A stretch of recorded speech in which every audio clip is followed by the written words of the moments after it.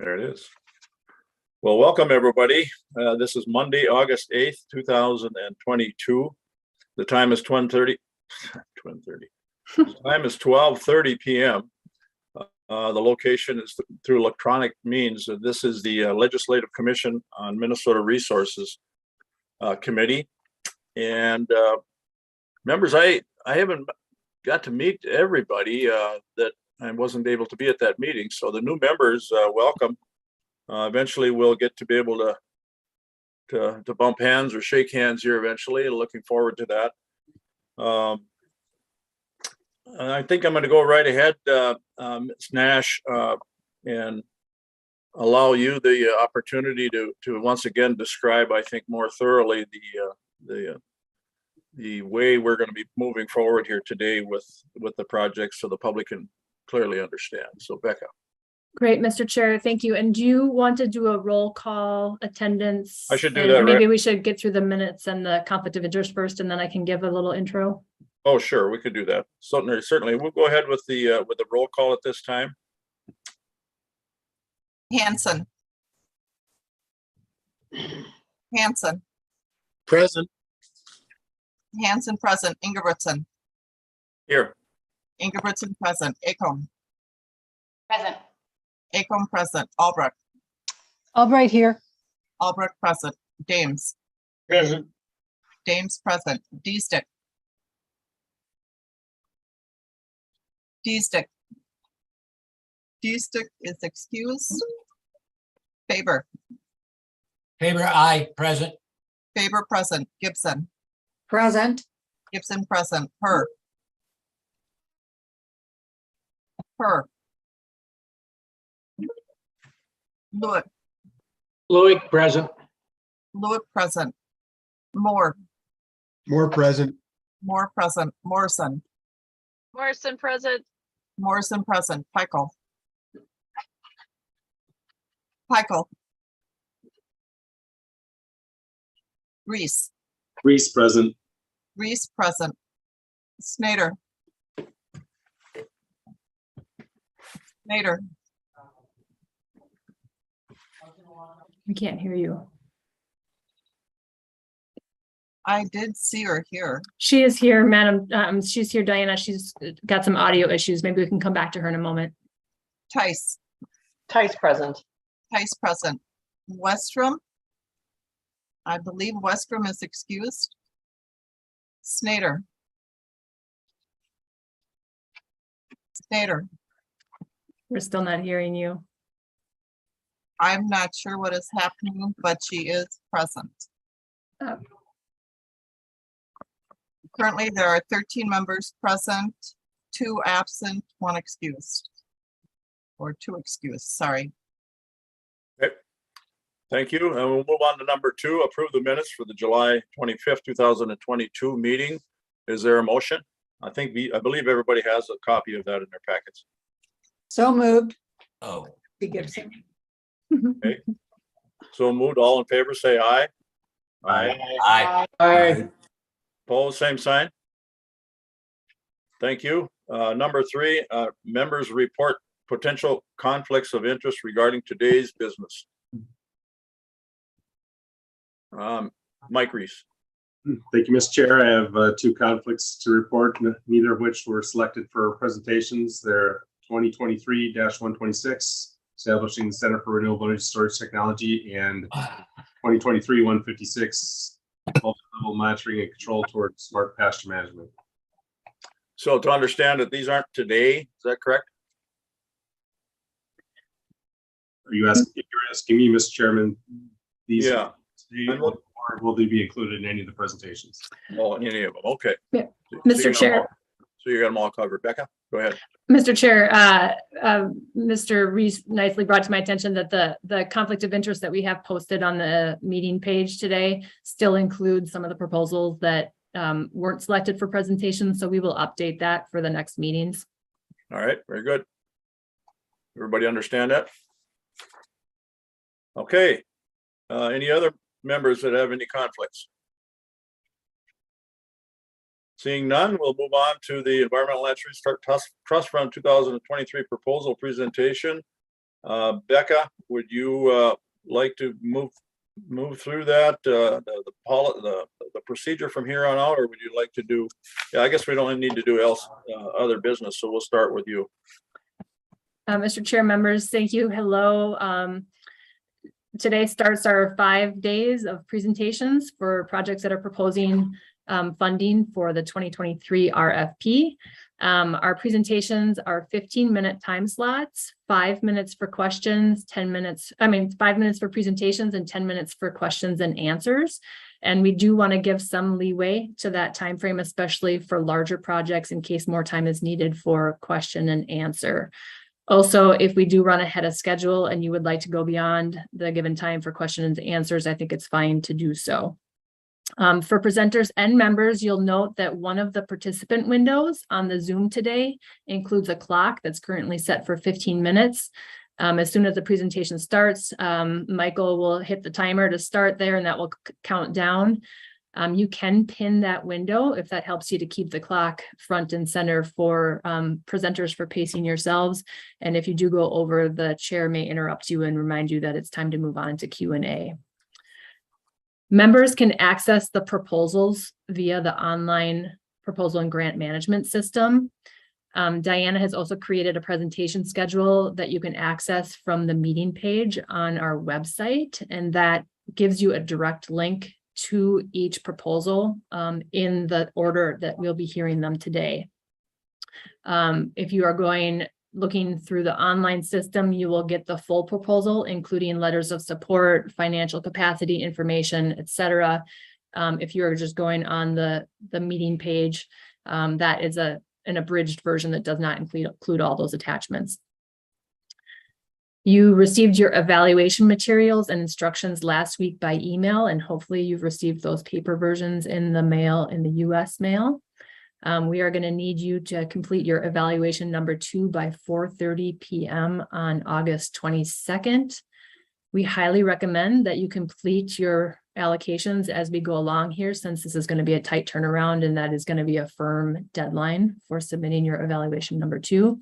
Also note that if you do that in the spreadsheet that we emailed you or in the online system, it will keep track of how much you've entered and let you know if you've entered too much on a line or not enough on a line according to the conditions that the LCCMR approved at our last meeting. This presentations today are in some cases in a different order than as shown on your evaluation sheet. So hopefully, Mr. Chair, at the beginning of each presentation, you can list the proposal ID and the title so that people can then orient to either your evaluation sheet or the presentation schedule. We don't have a break scheduled for today. If we do, for some unexpected reason, have to take a recess, we will put you into the break room. As long as you're in the break room, you can talk freely, but if you bump out of the break room back into the main room, we will continue to broadcast live on YouTube. So you want to turn your cameras off and your microphones off if you are in the main room while we are on break. Other than that, the one more thing to mention is just that we had one request for public testimony, and it was written public testimony. And so we have updated the meeting page of the website to include that written testimony. That, Mr. Chair, I think we might be ready to begin. Becca, tell me what we talked about as far as Q&A at the end of the 15, before the 15 is up. Do we remember? So, Mr. Chair, we have 5 minutes for presentation and then 10 minutes for Q&A. So when the timer gets down to 0, we're out of time. Okay. If proposals are, especially if proposals are over $1 million, the commission talked about wanting to take a little more time if need be. So I think it's okay in those cases to take a little more than those 10 minutes if needed. All right, very good. Well, members, with that, we're going to go ahead and start out with proposal 2023-066, category A. Mr. Zobel, removing barriers to carbon market entry. Well, thank you, Mr. Chair and members. It's a real privilege to be here. I hope you can see me and everything like that. But yes, I'm John Zobel. I'm with the University of Minnesota, and I wanted to say just how excited we are to be here today. Thank you for this opportunity. And I want to acknowledge quickly my co-collaborators, Dr. Chad Babcock, who's actually in the room with me today, and Joe Knight and Eli Sagor at the university here, Drs. Jennifer Corcoran, Scott Hillard, and David Wilson at the DNR, and John Duplessis and Dr. Chris Wright at the Natural Resource Research Institute. So thank you. We're really privileged to be here. We have a strong team. We're excited. You probably have most of the information in front of you, but just to give you a quick rehash of our project, we're looking to tackle and hopefully and possibly and remove one of the biggest barriers that landowners face in enrolling in carbon markets. And so what's a carbon market? Carbon market is a way that incentivizes landowners to maximize the carbon sequestration or the removal of carbon from the atmosphere on their landscape. And so say you're a landowner, you have some forest and you're managing it kind of during the traditional status quo sort of way. Well, carbon market comes along and says, hey, if you alter some of your practices, and there are a myriad of what you can do, you will increase the carbon sequestration on your landscape. And that difference, that above and beyond, if you look at the left panel there on the figure behind me, that addition is called a carbon credit. And companies like 3M or Delta or Target who are carbon emitters, will want to offset their carbon emissions, and they will pay you, the landowner, to alter your practices to sequester and offset their emissions. So this is a potential revenue stream for landowners in the state. The big issue, though, is before you can enter and enroll in these traditional markets, there's a substantial upfront cost to determine what carbon do I have to begin with? What's my baseline? What are we talking about? And these carbon markets traditionally require high resolution, high certainty data. And I'm going to magically move over. You can see the top stand there. It requires a lot of ground-based measurements that are very expensive and really cost prohibitive, especially for the small to medium-sized landowner. So where our project comes in, we're looking to leverage the wealth and abundance of remote data products that Minnesota has. The Environmental Trust Fund has funded LiDAR acquisitions in the past and remote sensing product development. So we're going to leverage that to significantly reduce the amount of field work that's required to meet these precisions for carbon market entry. And you can see that at the bottom figure, it's a substantial reduction, which would ultimately lead to a substantial, less expensive, and essentially remove the barrier to entry. So we have 4 test sites you can see in the right panel there throughout Minnesota. At each of these locations, we've picked them to represent the different cover types and ownerships, and thereby essentially represent all landowners in Minnesota. And I want to highlight that North Central one in particular. We're partnering with the Leech Lake Band of the Ojibwe. They were looking to enroll or explore the enrollment into carbon markets back pre-COVID. We all know what happened there. And so now through that partnership, we will be able to help them reevaluate and possibly enter into carbon markets moving forward. So we're really excited about that partnership. But at each location, we will conduct the current methodology, fully ground-based inventories to quantify what carbon's out there. That's one end of the envelope. And then on the other end, we're developing a high resolution carbon layer, fully remote, using the available information. And so then we'll, through iterations and simulations, be able to determine how much on the ground information is actually required to meet these carbon market requirements. So the concrete objectives from this project will be, one, a decision support tool and workflow, so all land managers and their forestry consultants in Minnesota can come to this and determine what field-based information they need, collect that data, link it up with the remote data, and have a high resolution, high credible estimate of the carbon on their landscape, thereby opening the door for them to enroll in carbon markets. Now, this would position Minnesota as a leader in allowing these forest managers to enter into carbon markets and ultimately benefit all Minnesota through increased carbon sequestration. So with that, I think that's a wrap. And we're, again, just reiterate how grateful we are for this opportunity, and thank you for this. And we're happy to answer any questions. Wonderful. You couldn't have been on more on time than that, I'll tell you. Practice makes perfect. That's right, for sure. Members, do we have any questions?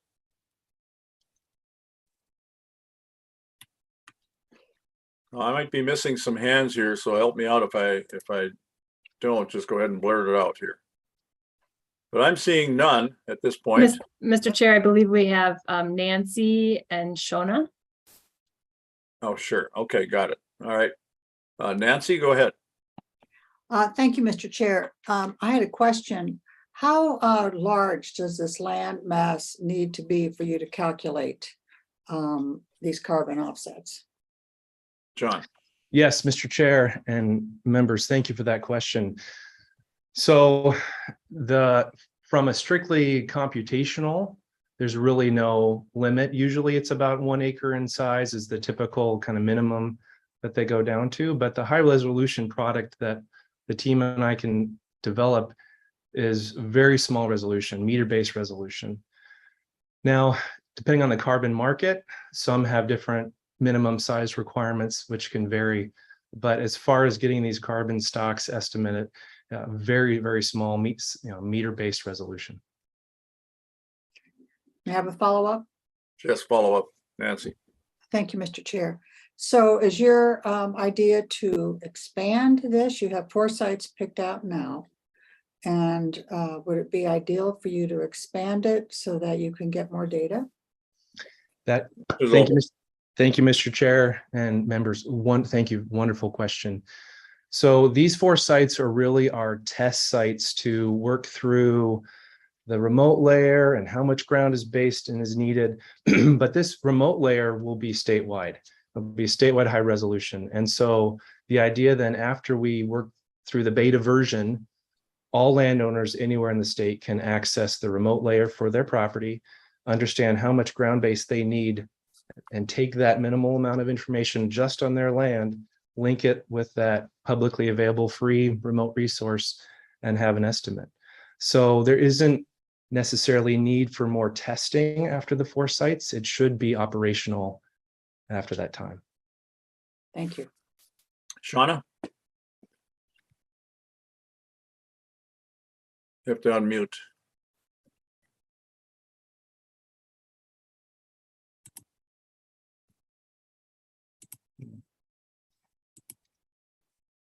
Mr. Chair, I think she's going to pass for now.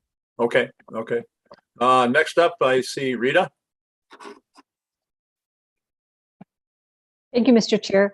I'm curious to know, this is kind of, to me, like a wetland banking or selling wetland credits. I mean, that's how I think of it in my head. But can you tell me, John, what's the current market rate for carbon credits, and what does that look like? And is it a really robust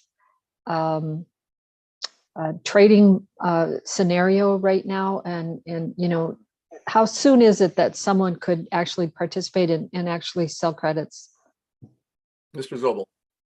Yes, Mr. Chair and members, that's a wonderful question as well. So it will vary depending on the market.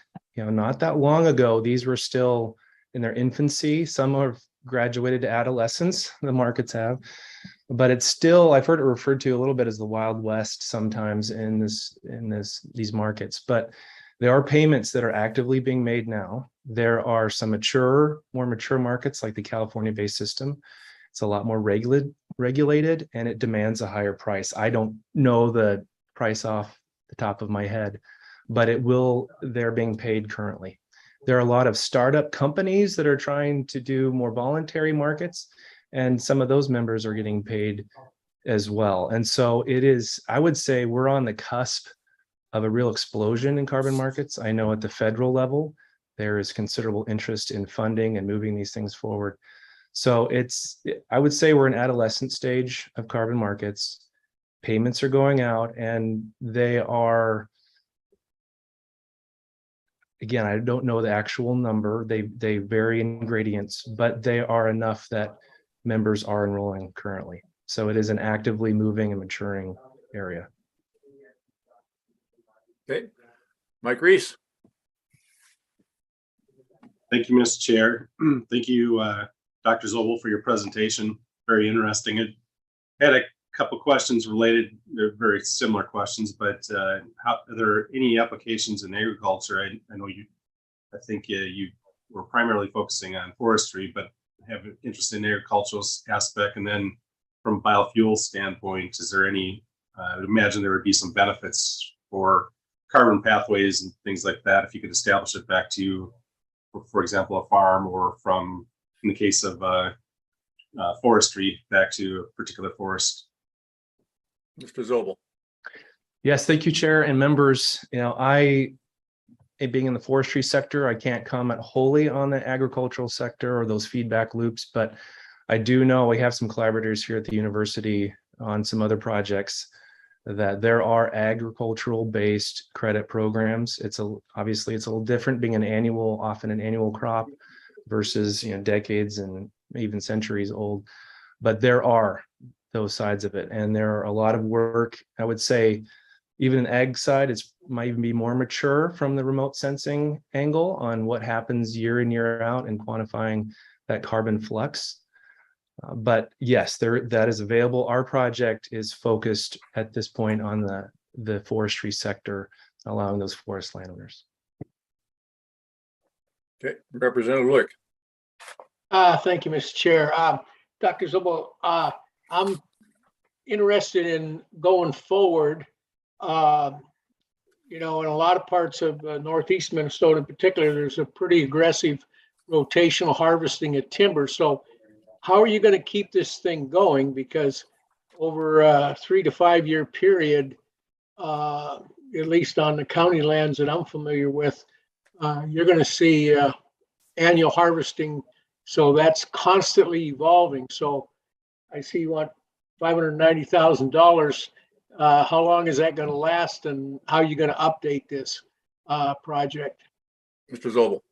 Yes, thank you, Mr. Chair and members. That is a fantastic question.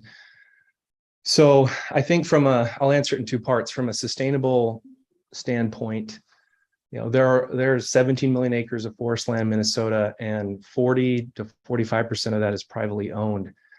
And so from a standpoint of encouraging carbon market and enrollment, there is quite the pool of forest managers that are looking to manage for things like wildlife habitat, aesthetics, recreation, as opposed to timber production, and they would be prime to enroll in a program like this. So I think enrollment is certainly sustainable. From an updating standpoint, the long-term monitoring, or okay, we create this product and then does it sit on a shelf? Now, we've purposefully designed it and been thoughtful that the remote layer that we create that landowners can link their data to, it will all be based on information that is readily updated by Dr. Chad Babcock and his crew, and it's essentially negligible maintenance. We are maintaining it, but it's not requiring a substantial financial investment for round 2, for example. So it's positioned such that other government agencies will be flying this remote data. We'll just leverage that. We'll update the layer accordingly, and the landowners will have access to current data. So it's very low maintenance costs on purpose. Shauna. All right, can you hear me? There we are. Oh, thank you. All right, thank you, Mr. Chair. Real quick, I know we're running out of time here. John, just curious, not all carbon is created equal. So how do you account for that in the remote sensing in terms of depth and deeper, longer lasting carbon sequestration versus like the top 12 inches, which is much more flexible and fluctuates? John. I will thank you, Mr. Chair and Commissioner. I'm going to let my colleague Chad Babcock take a crack at that answer. Hello, Mr. Chair and the entire committee.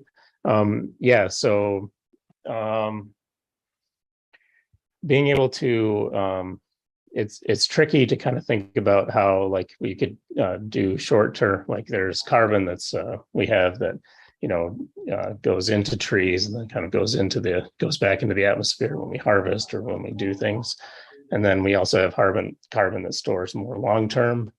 So the trick with trying to figure out how those different carbon pools are changing is largely, I think, has to do with our ability to be able to measure it repeatedly in a fairly cheap way.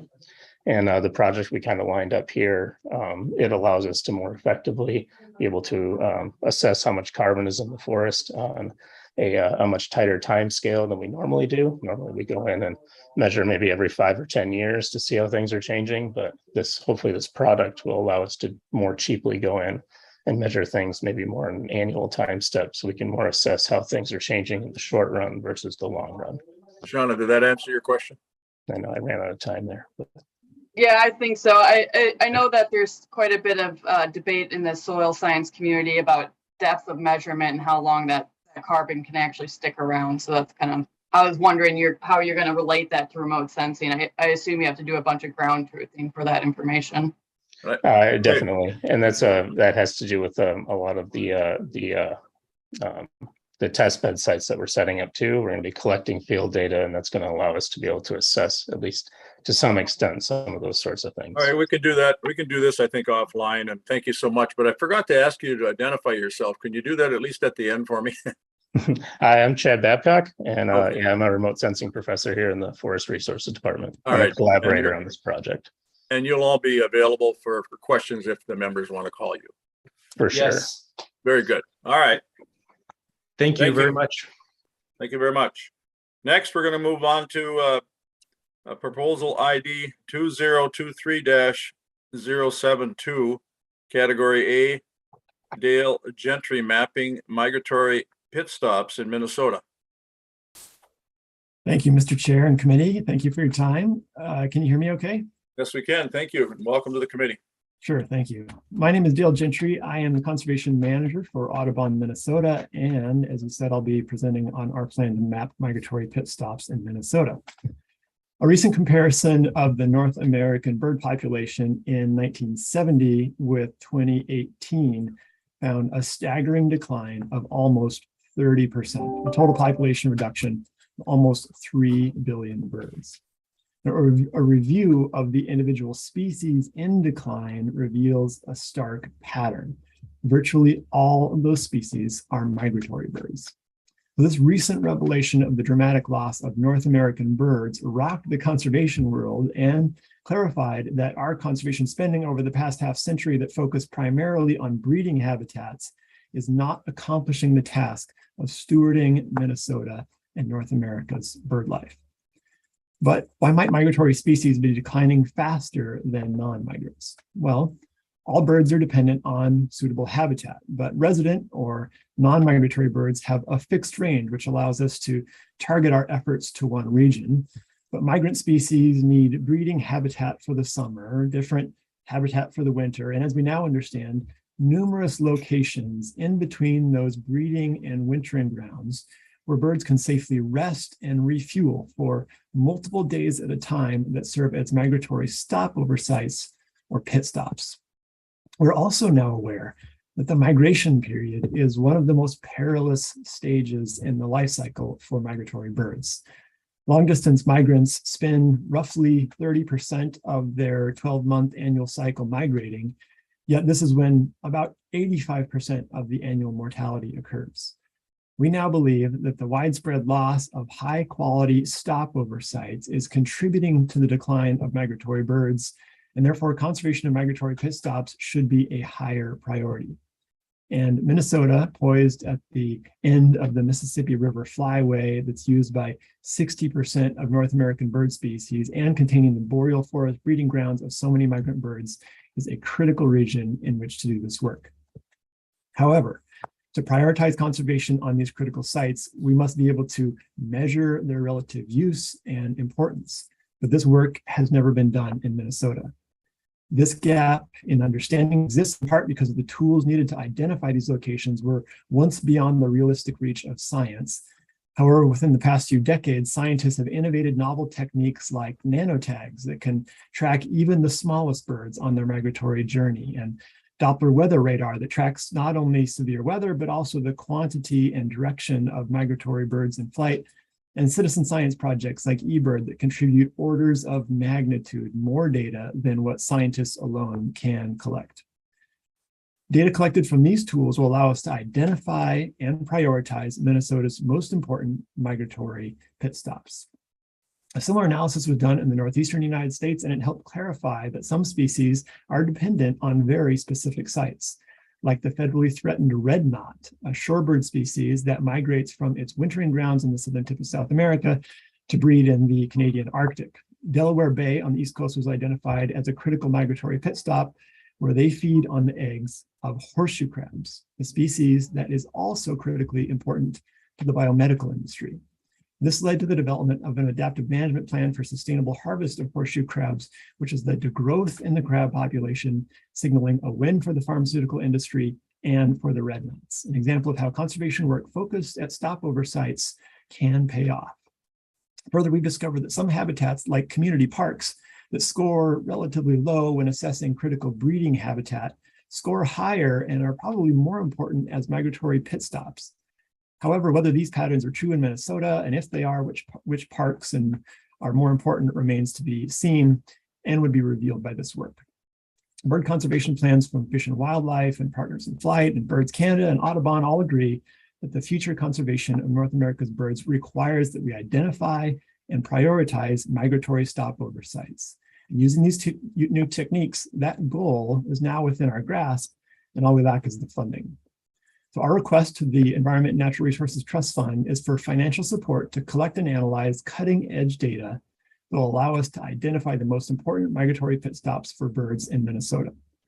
We'll take advantage of the ENRTF-funded automated radio telemetry tower or MODIS tower array that's now present in the state and put nanotags on 4 species of greatest conservation need to track their migratory paths. We'll integrate that information with data collected through a matched funding request to U.S. Fish and Wildlife Service to support analysis of 5 years of radar data. And these 2 sources will be integrated with data from eBird, one of the most successful global citizen science programs in history, to produce 3 outputs: maps and GIS layers that will identify and score migratory pit stops that will be made available for free to the conservation and birding community on Audubon's website, a management plan developed in collaboration with Fish and Wildlife and the DNR and other state partners for migratory birds in Minnesota, and a state-of-the-art GIS-based stopover site conservation decision support tool, tools which are of great value to wildlife managers in our region. These novel resources will allow Audubon and the entire conservation community to better prioritize our conservation spending for migratory birds in Minnesota. Thank you so much for your time, and I'm happy to answer any questions you have about our proposal.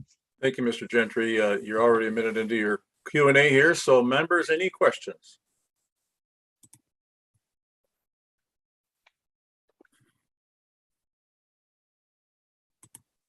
Okay, Nancy? Thank you, Mr. Chair. Did I hear you correctly? You said you were going to do 4 species of birds? Yes.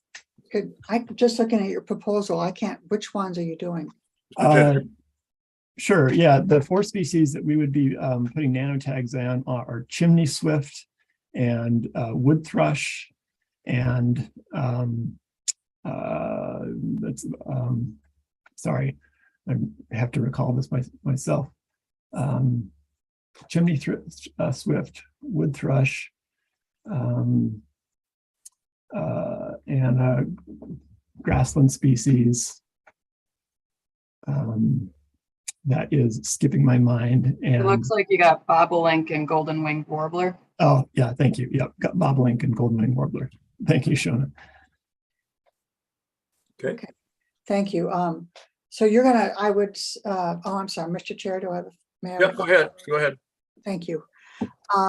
So I'm assuming you're gonna find you're gonna differentiate habitat differently for different species. So will this data take that into assessment? Yes, we will spread out the locations of those of where we capture and put back tags on birds so that they're not all coming from the same regional population. Great question. Thank you. Okay, Rita? Thank you, Mr. Chair. Thank you for your presentation. I always wonder about the implementation of your final result, what you want to do, which I like this project. I want to know, what's your plan to really share your findings with, as you state, partners and the public? How are we going to influence, for example, we know that riparian areas are highly likely to be migratory bird areas, the prairie pothole region in the western part of the state. A lot of that is in public ownership, but much of it is in private ownership. How do you influence those private owners to not develop that property or perhaps not till it? Or how do you influence local governmental units to set that aside as parkland or reserve space? What's your plan for that? Thank you. Mr. Gentry. Yeah, thank you, Mr. Chair, and thank you, Rita, for that great question. If you notice in our budget, a small portion of our funding is for our engagement manager to help us do just that work. And so we will use our engagement manager to help connect with our Audubon members within the state. We have over 30,000 members with that, throughout the state that can help us connect with people in rural areas and private landowners to help them understand this information. Further, we also would like to integrate the data that we collect and the information that we produce into the State Wildlife Action Plan and the Prairie Conservation Plan to make sure that migratory stopover site is accounted for in our regional wildlife management plans. Okay, Seth. Yeah, I'm just curious, do the species you intend to test cover the gamut of species that would be using migratory stopover sites? What were your selection criteria for choosing the species that you've chosen? Mr. Gentry. Yeah, sure. Thank you, Mr. Chair. And thank you, Seth. That's a good question as well. So we selected our species based on species that are they're lacking data on their migratory stopover routes. So the National Audubon Society, of which we are a part of, has a collection of a database of migratory research, and we poured through that to say where are the species in which we have never put nano tags on before. We've never put tags on individual birds to see if their route, or if we have, maybe it's only been done on the East Coast. And so our selection criteria was species of conservation concern and species with data deficiency. And we tried to get some that were both some grassland and some forest and some urban species. Okay, members, any other questions? Mr. Gentry, thank you very much for the presentation. Thank you, and Mr. we'll move on to the next one. But before that, Rebecca, I think we'll acknowledge those that came into the meeting here after the roll call. And who are they? I see Senator Herr is here. Is Senator Dietzig here? I see Senator Dietzig here. Is there somebody else too that we missed? Just for the record. Okay. Well, if they pop in, we'll just have them identify themselves. So very good. Thank you, members. We'll move on to the number 3 presentation. That is 2023-92, category A. Mr. David Wilson, statewide forest carbon inventory and changing mapping. Mr. Wilson, welcome to the committee. Yes, thank you, Chair Ingebrigtsen and Commission members for the opportunity to provide additional information about our proposal to complete statewide forest carbon inventory and change mapping work for all of Minnesota. I am David Wilson, and I serve as the Site Level Guideline Monitoring Program Consultant for the Minnesota DNR Resource Assessment Program within the Division of Forestry. As most of you know, Minnesota's forests play a key role in providing natural climate solutions by absorbing carbon dioxide from the atmosphere and storing it in vegetation, soils, and harvested wood. In addition, about 42% of our forests are in non-industrial private ownership. Current forest inventories do not provide sufficient spatial and temporal resolution to accurately assess carbon stocks over time and are lacking on private lands. We're explicitly including private landowners who wish to participate to address this critical part of the forest. Recent high-density LiDAR data have the potential to provide foundational forest inventory information when they're paired with a network of on-the-ground forest sampling plots. We refer to these as plot-based inventory, or PBI. Plot-based inventory data is currently limited to public forest lands and needs expansion over private lands to capture their forest's unique characteristics. This project creates connections, incentives, and assistance to private landowners to opt in to the Minnesota DNR Division of Forestry's PBI program, resulting in an all lands forest inventory. This adds to an effort focused on county, private, and tribal lands initiated this year with Environmental Natural Resource Trust funds. Private PBI plots will be used in combination with existing data to enhance Minnesota's forest inventory and enable estimates above and below ground carbon storage. This project will provide critical information about all forest lands statewide by combining privately held PBI information with existing public and remotely sensed data like LiDAR and satellite imagery. Results of this expansion of PBI to private lands will enable the creation of all lands forest inventory. This will inform site level planning as well as landscape and statewide priorities. We propose to collect 1,000 private PBI plots, and when paired with existing public PBI, this will improve the accuracy of inventory models across all ownerships. For example, the oak hickory and maple beech birch forest types have the highest carbon density in terms of tons per acre. And these forest types are dominated by private lands. If we want to understand the forest with the highest carbon density, we need more private lands data.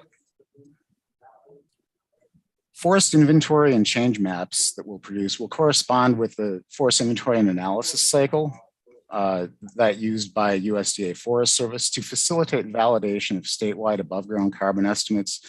And this is the carbon pool that fluctuates the most. And this will enable projections of below ground carbon pools using over 20 years of FIA data and models. Final maps and reports will be developed for landowners who choose to participate.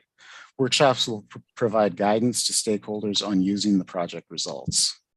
Programmatic design in coordination with partners is beginning now and is needed to build on initial ENRTF investments for trial private county and tribal PBI data collection. We're thankful that we can begin this time-sensitive process now and hope to expand on it with this proposal. This proposal was developed in concert with proposals by John Zobel and John Duplessis and results in fundamental LiDAR forest inventory products that their work will depend on in some important ways. In short, we're asking for $1,538,000 to complete this project by June 30th, 2026.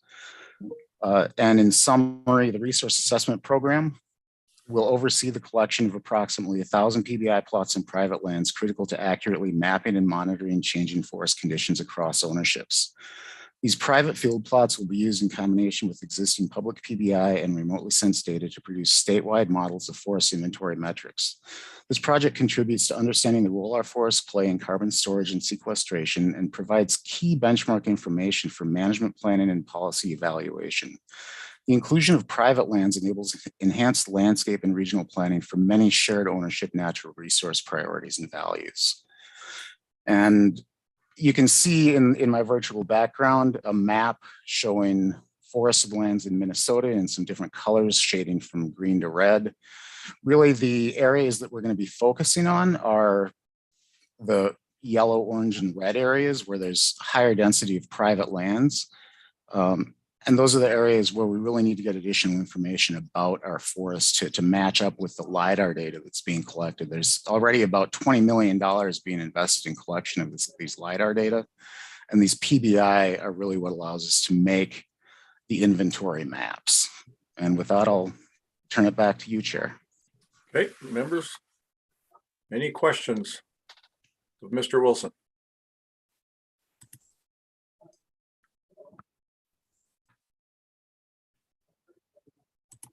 I guess you've nailed everything right on the head here. Representative Hansen. Thank you, Mr. Chair and Mr. Wilson. I'm talking about LiDAR back when the legacy amendment was passed. I think we invested upwards of 20, maybe up to 22 or 24 million aggregate and flying over the whole state and getting LiDAR. And I realize now that's 10 to 12 years ago. So how much more do we need to do, and are we going to have to keep doing this as the grid becomes tighter? Or just kind of give me a rationale why we need to do this. Yeah, so the high density LiDAR that's being collected this year and into the next couple of years really provides the ability to produce these much higher confidence inventory maps based on the LiDAR and these ground-based information. So back between 2008 and 2011, the low density LiDAR was collected with a couple of laser points or LiDAR points per square meter. Right now we're collecting between about 30 and 50 points per square meter. It provides much better resolution as far as the ability to say that there's a tree there, there's a part of a tree there. In terms of mapping the forest, it provides much greater resolution. And actually the combination of that older LiDAR with the newer LiDAR allows us to make models that can project information, projections of forest inventory over time. So there are real benefits to this. And we've been talking quite a bit and doing some initial planning in terms of updating these forest inventory maps based on co-location of PBI with the USDA forest inventory and analysis plots. Really the central subplot. I don't want to get into the specifics of the design, but locating a little bit larger subplot with the FIA data collection would allow for continued updates of the inventory. Does that answer your question? Yes. Okay, thank you. Thank you. Rita? Thank you, Mr. Chair. Thanks for your presentation. A question about how this integrates with other, kind of what Representative Hansen asked, but I'm assuming two things. One is this will help you understand if the forest inventory and the amount of wood that we are going to put up for sale every year, 800,000, 2 million cords or whatever, based on that modeling that we did here a few years ago. But so number one, how will it help understand the forest that is available for market? And then secondly, for timber production, that is. And then secondly, how is this going to help the DNR understand how forests are changing so that you can respond through either different species or other ways to understand what trees you should be planting for forest regeneration? So the climate change and how this mapping might help you understand that changing forest. Thanks.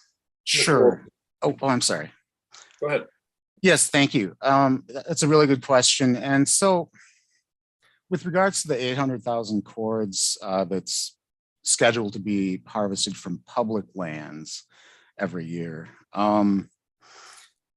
this inventory will provide greater resolution and greater frequency in terms of updating information on those public lands. But more importantly, it will give us information about forests that exist and the characteristics of those forests on private lands. Right now, we're entirely lacking that information.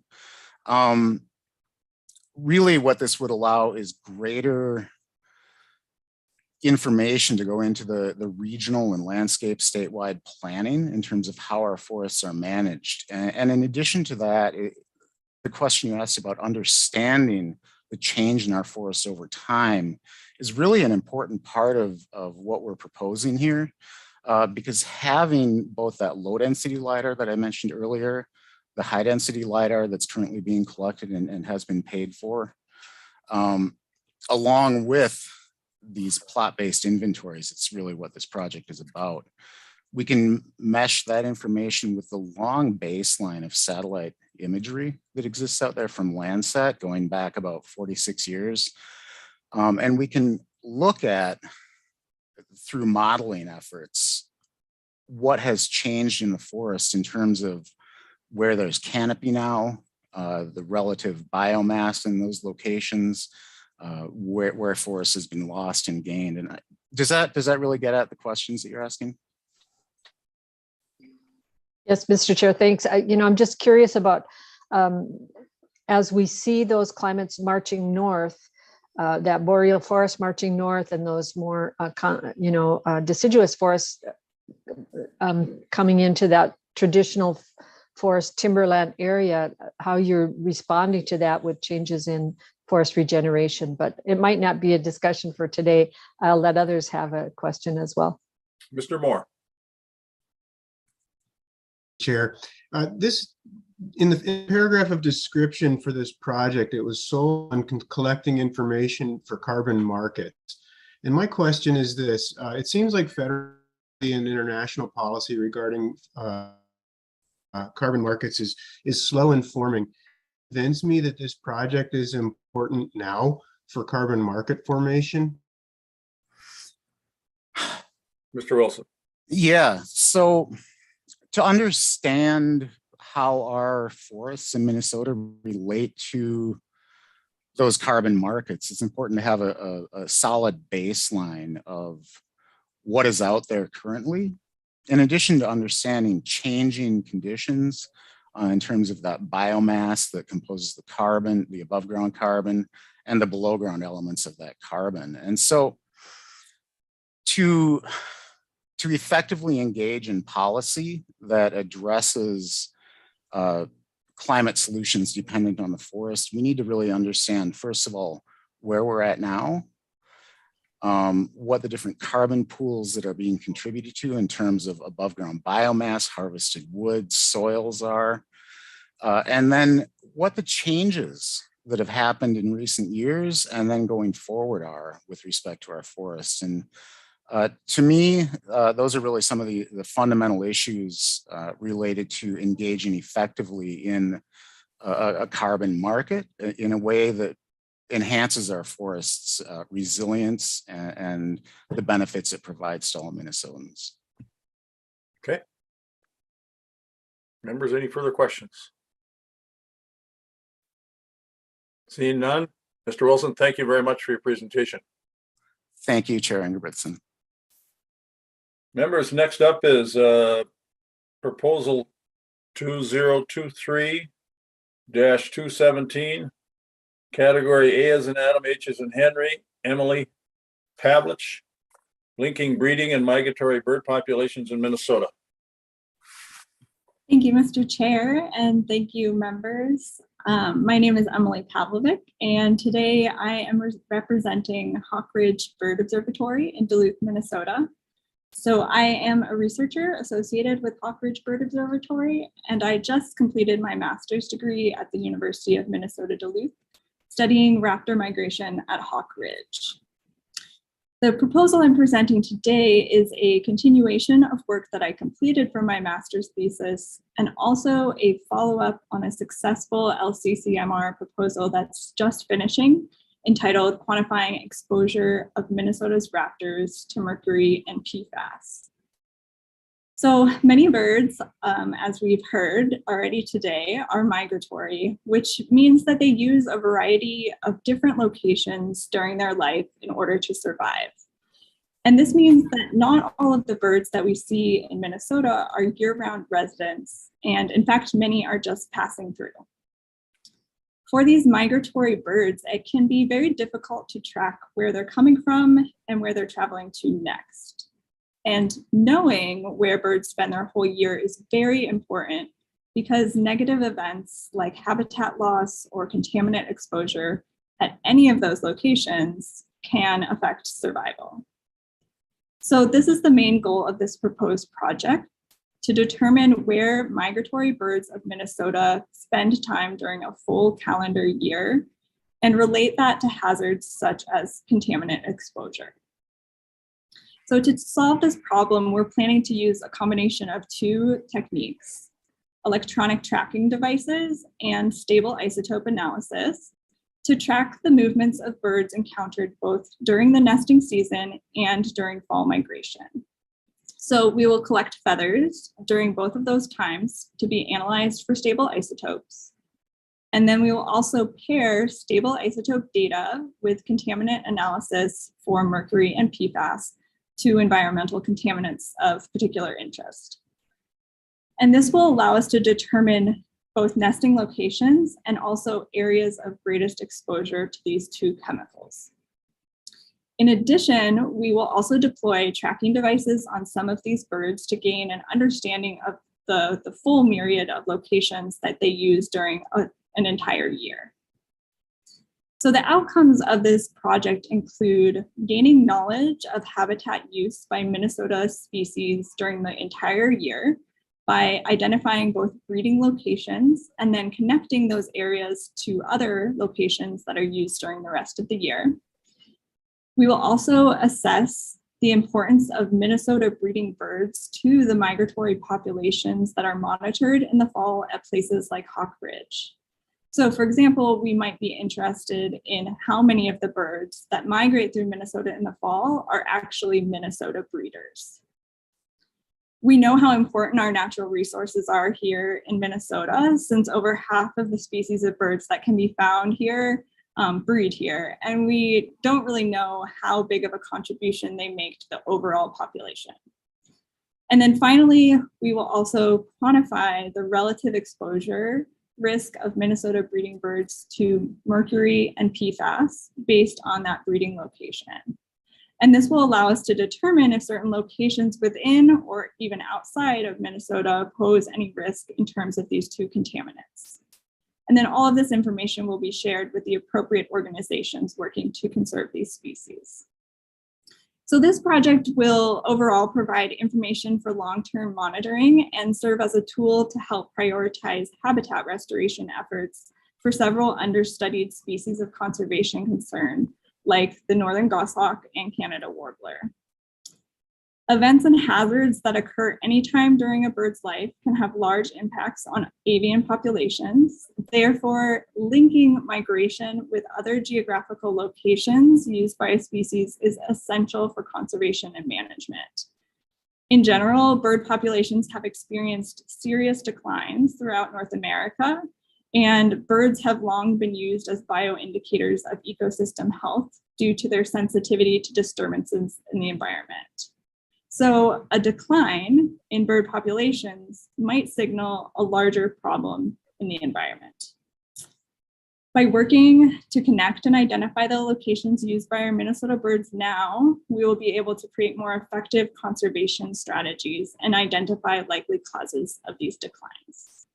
So I thank you, Mr. Chair and members, for listening and would be happy to answer any questions. Thank you, Emily. Members, any questions?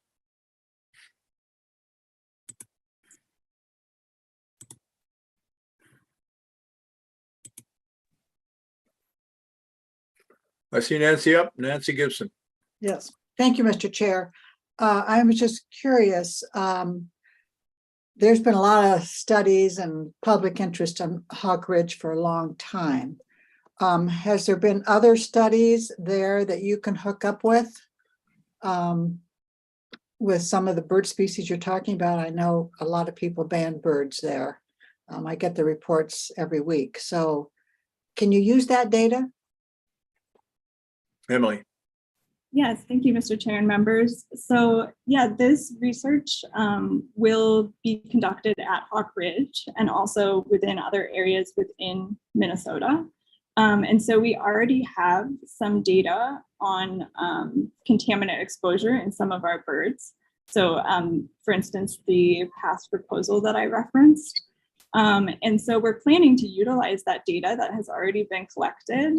So, you know, we've already spent the money on it and adding in this geographic context to that. And so we actually have a bank of feathers available that can now be used for this stable isotope analysis that I mentioned that can add a geographic perspective to that contaminant data. So we're utilizing data that we've already collected and adding another piece of information on top of that. Hope that answered your question. Yes, thank you.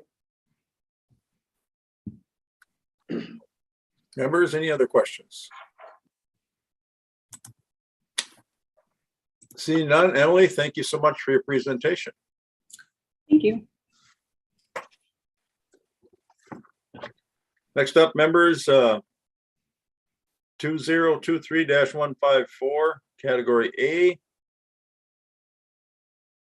Iron Lane, developing conservation priorities for rare and specialist bees. Welcome to the committee. Thank you, Mr. Chair. So my name is Ian Lane, and I'm a postdoctoral researcher at the University of Minnesota Bee Lab. And it's a privilege to talk to you today about this. It's been many years in the workings for this project. So it's essentially, this proposal is an outgrowth of a collaboration between the University of Minnesota Bee Lab and the DNR. And essentially, we've been working together to bring to us this types of sampling, these surveys, these research data, and these insect collections to create what is probably the most comprehensive list of bees in the state of Minnesota to date. It has about 118,000 records, and we have added 80 new species to our known species of Minnesota bees. So, before LCCMR support for pollinator research began, we would say we have about 420 bee species in the state. We now say we have closer to 500. And so with this comprehensive list of bee species and their occurrences in the state, we started to explore, okay, which of these individuals could be in conservation need and in really need of help. And because to date, our knowledge of individual bee species and their conservation status has been really lacking, except for those most charismatic, like the rusty patch bumblebee.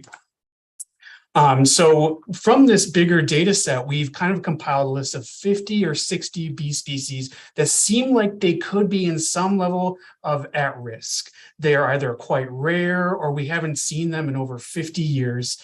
And they could potentially be species we should be focusing on for conservation. But the problem with this is that the data that we're drawing this from is not targeted at individual species.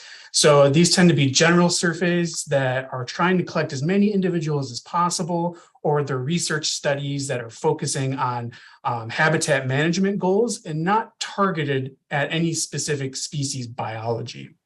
So to kind of start to tackle this problem, our solution wants to focus on two really specific aspects of bee biology for what is essentially kind of like a phase 2 for sampling for the bee communities in our state. We would really like to focus on floral specialization of some of these species. And so floral specialization is essentially a bee that will only collect pollen from one or a closely related group of plants. And we'd also really like to focus on bees that have specialized nesting requirements. So the majority of our native bees nest in soil.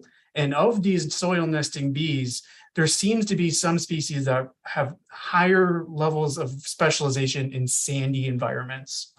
And so by focusing in on a couple of these, let's say, traits of these bees, we do a couple things. First, these are the bees that are most likely to be overlooked in a general survey because they have really specific habitat requirements in the form of their host plants or their nesting soils. They can be overlooked if we're not specifically looking at those plants or those kinds of locations. So this could fill in the gap of, are these really rare or are we just missing them in our general surveys? Secondly, because they have more specialized habitat requirements, they could also be in genuine conservation need, which is what we're hoping to determine, because the loss of these plants or the conversion of these kinds of soil habitats, it creates more fragmentation and removes these special resources that they need and creates a situation where they may actually be in danger because of this. So our main outcome that we'd like to generate is getting more detailed range and abundance data for this subset of rare and specialized bees. And with this data, we really hope to actually get some of our native solitary species onto the list for greatest conservation need. And this would be really great for bees. It would allow us some prioritization through the Wildlife Action Plan. And it would open up some additional lines of funding through the Fisheries and Wildlife Service that would allow us to work on a more regional level. And also, this also provides a really high impact way for us to give guidance to land managers and other conservation groups that are looking to do pollinator conservation. Because the species that we're investigating have affinities for specific plants or specific habitats, we can say to those land managers, these are the types of plants we really need to prioritize to help these really at-risk species, or these are the types of landscapes, sandy, duney habitats that we need to manage in a way that really makes sure that their plant communities stay intact, or we protect those areas in specific. So with that, I would love to answer any questions you may have about the proposal. Thank you very much. Members, any questions? 500 species of bees. There's got to be questions. That's interesting. You say there are, the majority of them, I think you said that actually nest in the ground. Is that correct? Thanks, Mr. Chair. Yes, I would say probably 80% of the bees in Minnesota nest in the soil. Okay. Members, any questions? Mr. Chair, we have Nancy, Dr. Moose, Rick. Oh, I do. I don't know why I'm not pulling these up. Nancy. Because you live out in the country. Yeah. Rhyminis. All right, Dr. Moose, quiet here. Sorry. I have this little brochure that I got from you guys. I don't know if you can see it, but there we go. I think I know the one you got, yeah. Yes, and I love it. So my question is, are you including people in the metro area, and are you going to employ citizen science? Mr. Lane. Thank you, Mr. Chair, and thank you, Nancy. So essentially, the types of bees we're thinking about will likely have very specialized relationships with particular plants and habitats that may or may not intersect with the metro area.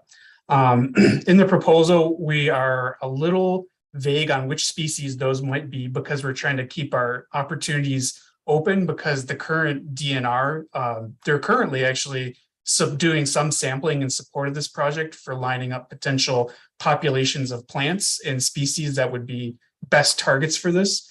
So we don't plan on utilizing citizen science for this for a number of reasons. One being they may not be in areas of high population density, but also these species can be really difficult to identify. With 500 of them, there's a lot of nuance in trying to determine them, as opposed to bumblebees, which are a little bit easier to do with citizen science.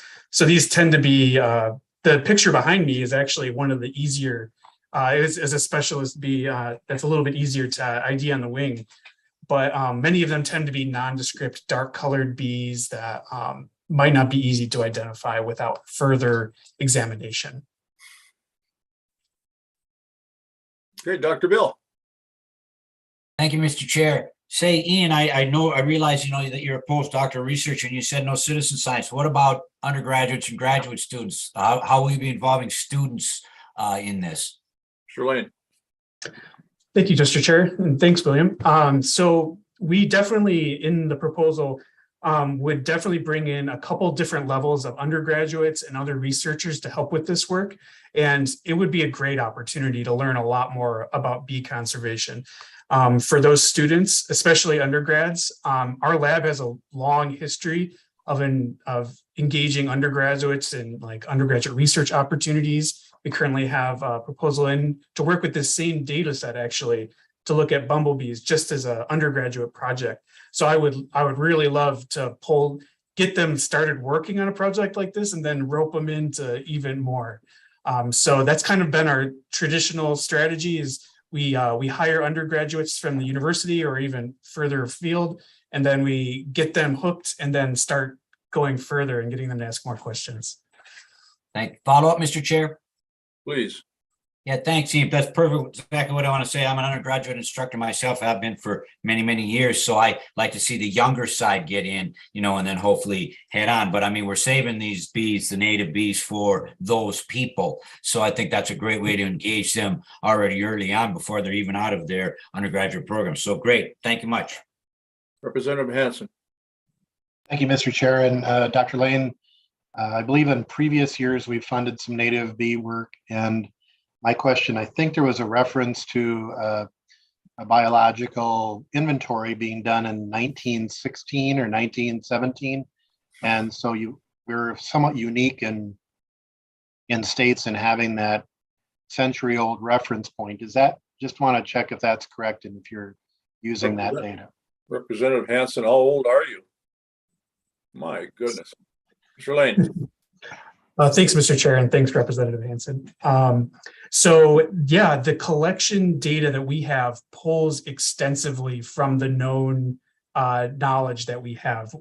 In this 118,000 specimen database I referenced, we have specimens going back to the late 1800s. And so that time frame you reference is absolutely included in this data set.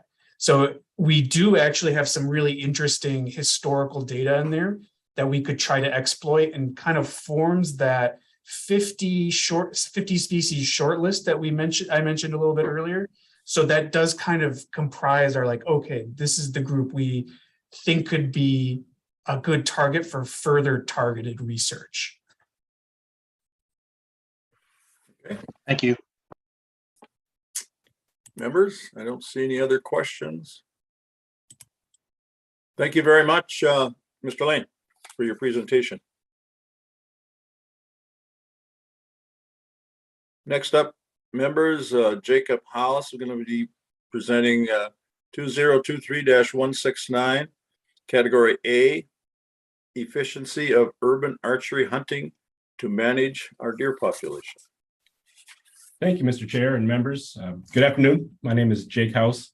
I'm a professor in the wildlife biology program at Bemidji State University, where my teaching and research activities focus on the biology and harvest management of large mammal populations, primarily white-tailed deer. And prior to starting at BSU 3 years ago, I spent 8 years on the East Coast working on deer research and management issues as well. As far as the project proposal itself, Bemidji is one of the many cities in Minnesota with a deer issue, and we've had one for a while now. Back in 2005, the City Council formed a deer advisory committee to address the negative impacts of overabundant deer populations within the city. Things like damage to vegetation, gardens, the risk of vehicle collisions, and potential disease transmission to humans. The deer committee consists of city councilors, administrative staff, members of the general public, local law enforcement, and professional wildlife biologists like myself. And our main initiative is to oversee and manage a special archery hunt.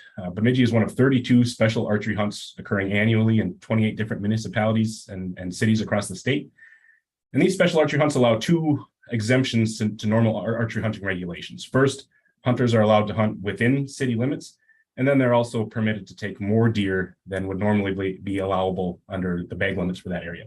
So the obvious goal here is to mitigate human-deer conflict in residential areas. The Bemidji Special Archery Hunt has removed several hundred deer from the city with just in the last few years alone, but there are also some more negative kind of aspects to consider. Managing the logistics of the hunt is a major time commitment for the members of the deer committee, as well as the local law enforcement agencies. There's also sometimes a small but very vocal minority who take exception to people hunting either near their residences, or maybe some homeowners who have had negative interactions with the hunters, or some residents who just simply don't want deer being managed at all. So in order to justify kind of the cost of this hunt, both the time and financial costs, as well as kind of the public perception costs, we really ought to critically evaluate the effectiveness of these hunts and management practices. And that's where my proposal comes in. This is a research project involving myself, a graduate student, and several undergraduate workers working alongside me. And we will have two main objectives. First, we want to determine to what degree, if any, is the current hunt structure limiting deer population growth. And second, are the deer using the landscape or responding to the current hunt in some way that might allow us to take advantage of and make improvements to the hunt format. And the only real way to get at this is to place GPS tracking collars on a subset of the population within the city, which will provide data on what percentage of the population is being removed every year via the hunt, how are deer avoiding hunters and areas of high hunting pressure, and also what type of habitats are the deer using during this period that we can maybe key in on to help remove deer over a shorter time frame. So the end goal here is to make sure that if we're to continue doing this special city archery hunt, we're doing so first safely, but also most importantly effectively. And I want to wrap up here with just a few comments about why this project proposal warrants the $393,000 budget. If we just look at the city of Bemidji, the total cost and time and money and effort to conduct this hunt over the last 18 years already far exceeds the requested amount. And we don't really have a clear picture if we're effectively managing the population or just completely chasing our tails. But just looking at the city of Bemidji alone is admittedly pretty narrow in scope. Really, the big picture here is that Bemidji is one of 28 municipalities across the state currently conducting these special archery hunts. Almost all of these are in residential areas, and frankly, none of these cities or municipalities know what type of impact they're having either. And these hunts could be a great tool if done effectively, especially as more cities look to implement population reduction measures in response to chronic wasting disease. Just in the last few years, we've had CWD cases pop up in and around several major residential areas in the state.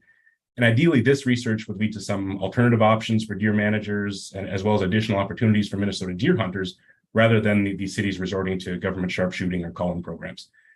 And Bemidji really serves as a great model to evaluate these types of management programs in other areas. When you look at all these other 20 or 30 different cities, we're basically kind of right in the middle of the pack as far as human density, development, deer numbers, habitat composition. And the real main objective of this project would be to allow those other cities to jump into a time machine, save themselves 20 years, hundreds of thousands of dollars, trying to develop an effective program through trial and error, rather than established science-based management practices that would result from this project. So I'll end by sincerely thanking you all for your time and the opportunity to speak with you this afternoon, and I'll turn it back over to Mr. Chair and the members for questions. Thank you, Mr. Haas. Members, any questions? This has certainly been a very hot topic, especially when you start talking about CWD. And do you think you're going to have, if you were to be granted these dollars, would you be able to comment on any potential CWD problems in the city versus the rural? Speak a little bit about that if you can. Mr. Chair, members, thank you for the question. I would ask for some clarification. What do you mean by CWD problems? Well, there's chronic wasting disease has been a big issue that we've been grappling with in the legislature over the last, probably 8-9 years now. Yeah. With regards to farming whitetail as well as in the wild. So I'm sure you saw that and monitored Sure. that. Are you seeing? You did mention CWD. That's what got my ear perked up a little bit. I certainly know that there's a population problem, and I get that, and I understand the public safety issues as well. But do you, of those 28 cities, have you had a lot of CWD testing that tested positive? Well, so we've had. Well, first of all, thank you, Mr. Chair, for the question. So Grand Rapids has now had several positive cases within city limits. Bemidji itself now has a positive farming facility just outside of city limits. So this project won't specifically test for CWD. We'd be at such a low sample size relative to the sampling that's already occurring in those areas. So when you talk about, say, Bemidji, for example, I believe last year 1,500 deer were sampled. We'd be talking for a statistical sample for this movement study. We'd be looking at maybe 30 to 40 individuals per year. So that probably won't have the detection power to be able to make any claims about the prevalence of CWD within the population within these cities. Is that answering your question? I think so. Yeah. Seth. Go ahead. I think this is, thank you, Commissioner. I think it's important to evaluate the efficacy of management actions by management agencies. So I think this is important on those grounds. But I'm curious if you could just discuss a bit more specifically how you might use the results of this work more broadly to other municipalities. What are those products going to look like? How will other municipalities be able to use those products? Sure. As far as deliverables go, this is a research project, an academic research project. So we'll be looking at, reports to the City Council. We'll be looking at a master's thesis. We'll be looking at presentations to the scientific community as well as publications. But as far as the types of management recommendations that may stem from this type of research, sure. So from some of my work out on the East Coast, and this may hold up here. It's kind of one of my working hypotheses. Is when we conduct these hunts within city limits, we're pretty limited by where we can safely hunt, right? There may be little wetland areas that are close to parking lots and just can't be hunted safely, right? So these areas serve as kind of refuges for these urban deer. And when we open up the hunting season, they respond very quickly. So they move out of areas where they're going to be vulnerable, and they're going to move into these kind of refuge areas. One of the things that we might be able to pick up with this study is, okay, well, what happens if we shut down the hunt for a week, right? So we open the hunt for a week, shut it down for a week, allow those deer to return to kind of their normal movement patterns, and then we open up the hunt again for a week, right? So that kind of alternating structure, even though we're hunting less, there's less hunters in the field, might actually serve to be more effective than, hey, the deer learned that there's hunters out there, they go into these safe refuge areas and they don't leave for 3 months, right? So does that answer your question? Well, in some respects, I think I would maybe suggest to think about what sort of education and outreach you might provide to other municipalities, because I'm skeptical that they'll be reading academic literature for your results. I think the results are going to be important, but just think about how to provide those results effectively to other managers and to other municipalities. Sure, and that can be done, fairly easily with reports directly to city councils. Yeah. Okay. Any further questions of Mr. House? Thank you very much for your presentation. All right, thank you. Next up, members, proposal 2023-182, category A. Alex Garcia. I might have a typo here. Help me pardon me if I did make a mistake here. Cover crops, rooting the sustainable cropping in Minnesota. Welcome to the committee. Thank you, Mr. Chair and members for the opportunity. My name is Axel Garcia. That is correct. Okay. So that's the way it is. So I am an associate professor in sustainable cropping systems at the University of Minnesota in the Department of Agronomy and Plant Genetics. Our proposal deals with sustainable cropping in the state, mostly within the corn, soybean, and wheat rotations. So why do we want to do that? But basically, as we all know, Minnesota is among one of the places where we have most of the most rich soils in the world. And so our productivity actually is very, very high. And it's kind of a proud for all of us. But we have a little problem with that. And that problem is that we have several issues with the environment, mostly because of the use of inputs to corn and soybean and other crops. So we would like to address that in a way that we will not affect the productivity of corn and soybeans and wheat. And so that means we will not affect the productivity of our growers. And we strongly believe that one of the best ways to deal with this is to practice cover cropping. So by adding cover cropping into these rotations, we believe that we will be able to considerably reduce these negative effects that we all know are going on with our current crop production practices. So for you to have an idea, just corn and soybeans mean more or less 15 million acres of land in our state. Of those 15 million acres, it's just a little bit of that are under the use of cover crops. So we would like to have cover crops in much more area so that we can scavenge excess nutrients in the soil that have been used in these crops, and therefore we will reduce the negative impact to the environment. So to put it in perspective, if we have, for example, of those 15 million acres, only 10% of those 15 million acres with cover crops, it means that we will have 1.5 million acres of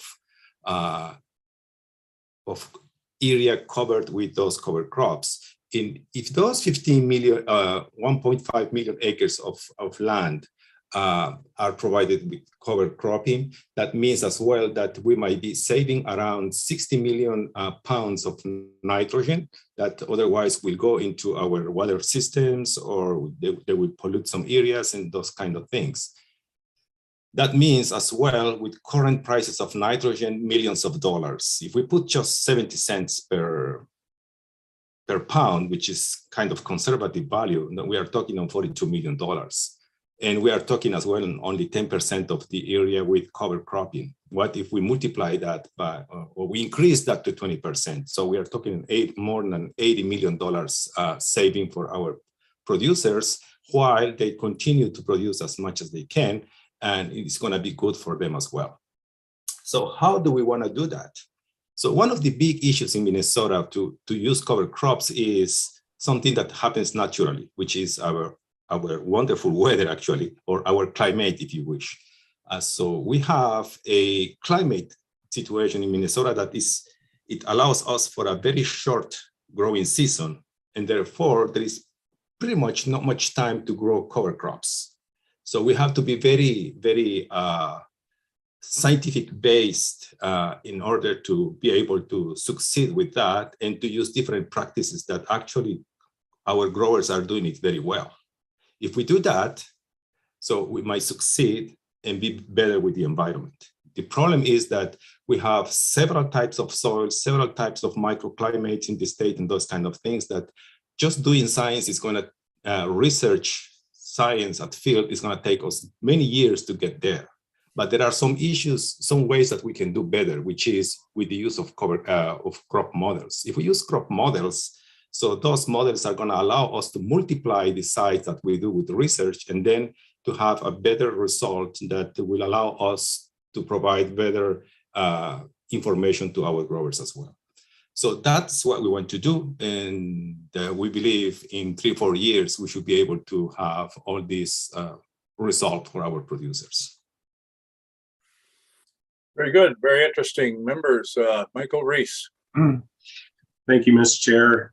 Thank you, Professor Garcia. I think this project checks many of the boxes in terms of having significant potential benefit to the environment and water quality, air quality, but also has an added benefit of returning some value to farmers as well. Can you explain a little bit more on the modeling, how that information might make its way to farmers and how they might apply that information on a specific site or specific field? Yeah, absolutely. Thank you very much for the question. So basically, crop simulation models are basically softwares or models that are used in the computer that need information from research in order to function. So the information we need is basically weather conditions, soil conditions, crop management, and crop specific information in terms of growth and development, those kind of things. If we input that information into those cover crops, into those models, and then we calibrate them, so then we should be able to use those crop models in other locations, in locations other than where we conducted the experiments. Let's say we conducted experiment in Waseca and Grand Rapids, to say something. And then that information can be used to run the models and determine what is the performance of certain cover crops or cover crop strategies at different locations throughout the state. So that will save us lots of money and will save us lots of time as well. And believe me, they really work very well. They are used worldwide. And if you read about what will happen in the future because of climate change, those kind of things, scientists who are focused on those kind of studies, they basically use cover crop modeling to determine what will happen in the future. That's the only way they can do it. So that's what we want to do with cover cropping in the state as well. Thank you very much. Okay, Shauna. Thank you, Mr. Chair. Yeah, this is really interesting, and I work with farmers daily who are using cover crops. I'm curious specifically around the different practices farmers use between like no-till and tillage, because that's going to significantly increase your window if you're working with a no-till farmer than a conventional tillage farmer.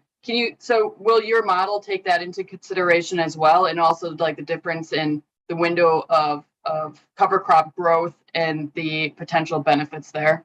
Axel. Yeah. Thank you very much. Oh, that's a very interesting question. Actually, we just finished a 4-year research, actually working with different tillage practices in cover cropping. That was a research funded by the corn growers of Minnesota. And this is the thing, crop models also consider the type of management that we have to use in order to produce. So that means we can tell the models whether or not it's a till, not till, strip till, and other different soil management. Yes, that can be done as well. Okay. Representative Hanson. Thank you, Mr. Chair, and Dr. Garcia. Is there evidence that cover crops sequester carbon? Thank you, sir, for the question. Yes, there is. In fact, that's part of what I do. It all depends on the type of cover crop that we are planting and obviously the year, because as I said previously, our weather conditions are so special and sometimes it's very difficult. But, roughly speaking, and using one of our best cover crops for conditions in the state, which is cereal rye, also named winter rye, we could easily sequester around for cereal rye only. By the time it's terminated, we could easily sequester around between 1,500 to 2,500 pounds per acre of carbon only. So that is possible, yes. Yes. Follow up, Mr. Chair. Sure. So is the carbon released when it's round up in the spring and tilled up? So if we round up the annual crop and till it up, is the carbon stored? Yes, some of that will be released. The same will happen with the other nutrients as well. Some will be released, some it will not. It will be stored in the soil. So the big question here is though, what other practices could be put together in order to increase that storage capacity in the soil? And obviously, if we do not till, that would be much easier. We all know as well that not tilling in the state, because our type of soils we have and our weather conditions, is not probably the best way to go. But we have already some evidences that strip tilling could work pretty well. Okay. Next up, Rita. Thank you, Mr. Chair. Thank you, Dr. Garcia, for your presentation. Thank you. In speaking with my experience in speaking with farmers in the Red River Basin, sugar beet or wheat farmers, or in southwestern Minnesota or the I-90 corridor, there is often not a lot of political will for farmers to switch to cover crops. And also they love seeing that black field in the spring. It's just a tradition, it's a heritage, it's part of their being in some ways.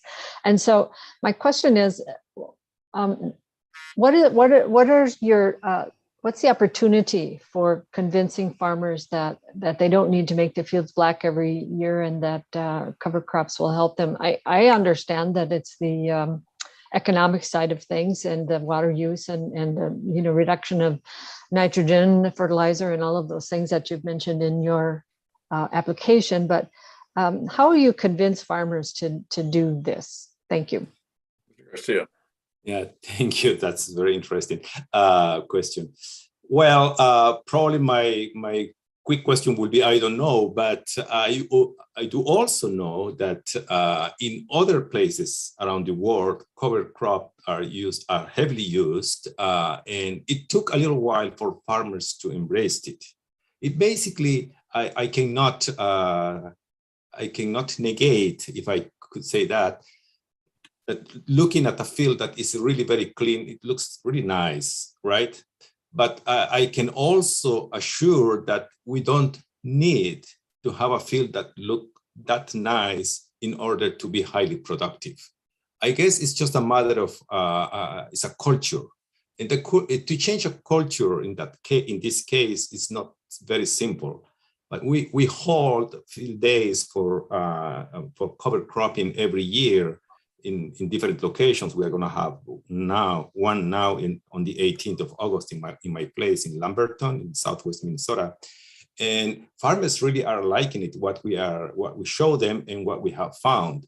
And some of them have changed, but I also agree that many of them are still skeptical. And obviously one side is the money, but the other is that they like to see their fields very clear, very, very clean. What we have proposed in our proposal is to have field days with producers to show them that what we are proposing is correct. And we hope that we will make those changes, showing what we do. Thank you. Thank you. Members, any further questions? Thank you very much for the presentation. Thank you very much, sir. Thank you, everybody. Next up, members, we have 023183, category A. The presenter, Mr. Forrester, Jim Forrester, mapping the ecology of urban and rural candidates. Welcome to the committee. Thank you, Mr. Chair and committee. I'm James Forrester. I'm an associate professor of wildlife in the Fisheries, Wildlife, and Conservation Biology departments at the University of Minnesota, Twin Cities. I have a large experience working with landscape ecology of large mammals, and most recently with urban carnivores. So I'll never forget when I was a young adult, I was riding my bicycle through an urban park and a coyote just ran out of the woods and it paused right in the middle of the bike path and just stood there looking at me before it loped off into the bushes on the other side of the trail. Now, although brief, the intensity of that interaction really stayed with me. And, you know, people are having interactions with wildlife like that are happening with increasing regularity. Foxes and coyotes are becoming increasingly common in backyards and parks throughout Minnesota.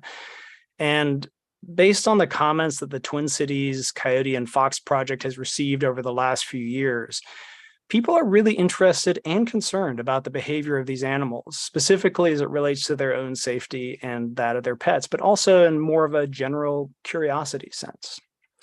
We frequently field questions from the public and related to animals with severe mange, for example, maybe also some of those who may be a bit more forward in their interactions with humans. This happens especially during denning time.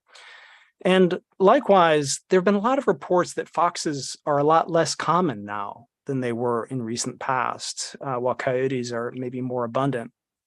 But despite this interest, there's surprisingly limited knowledge about the status and behavior of carnivores and how they live in human-dominated environments. The existing Coyote and Fox project that's wrapping up now has highlighted a number of really interesting interactions between coyotes and foxes in the metro area.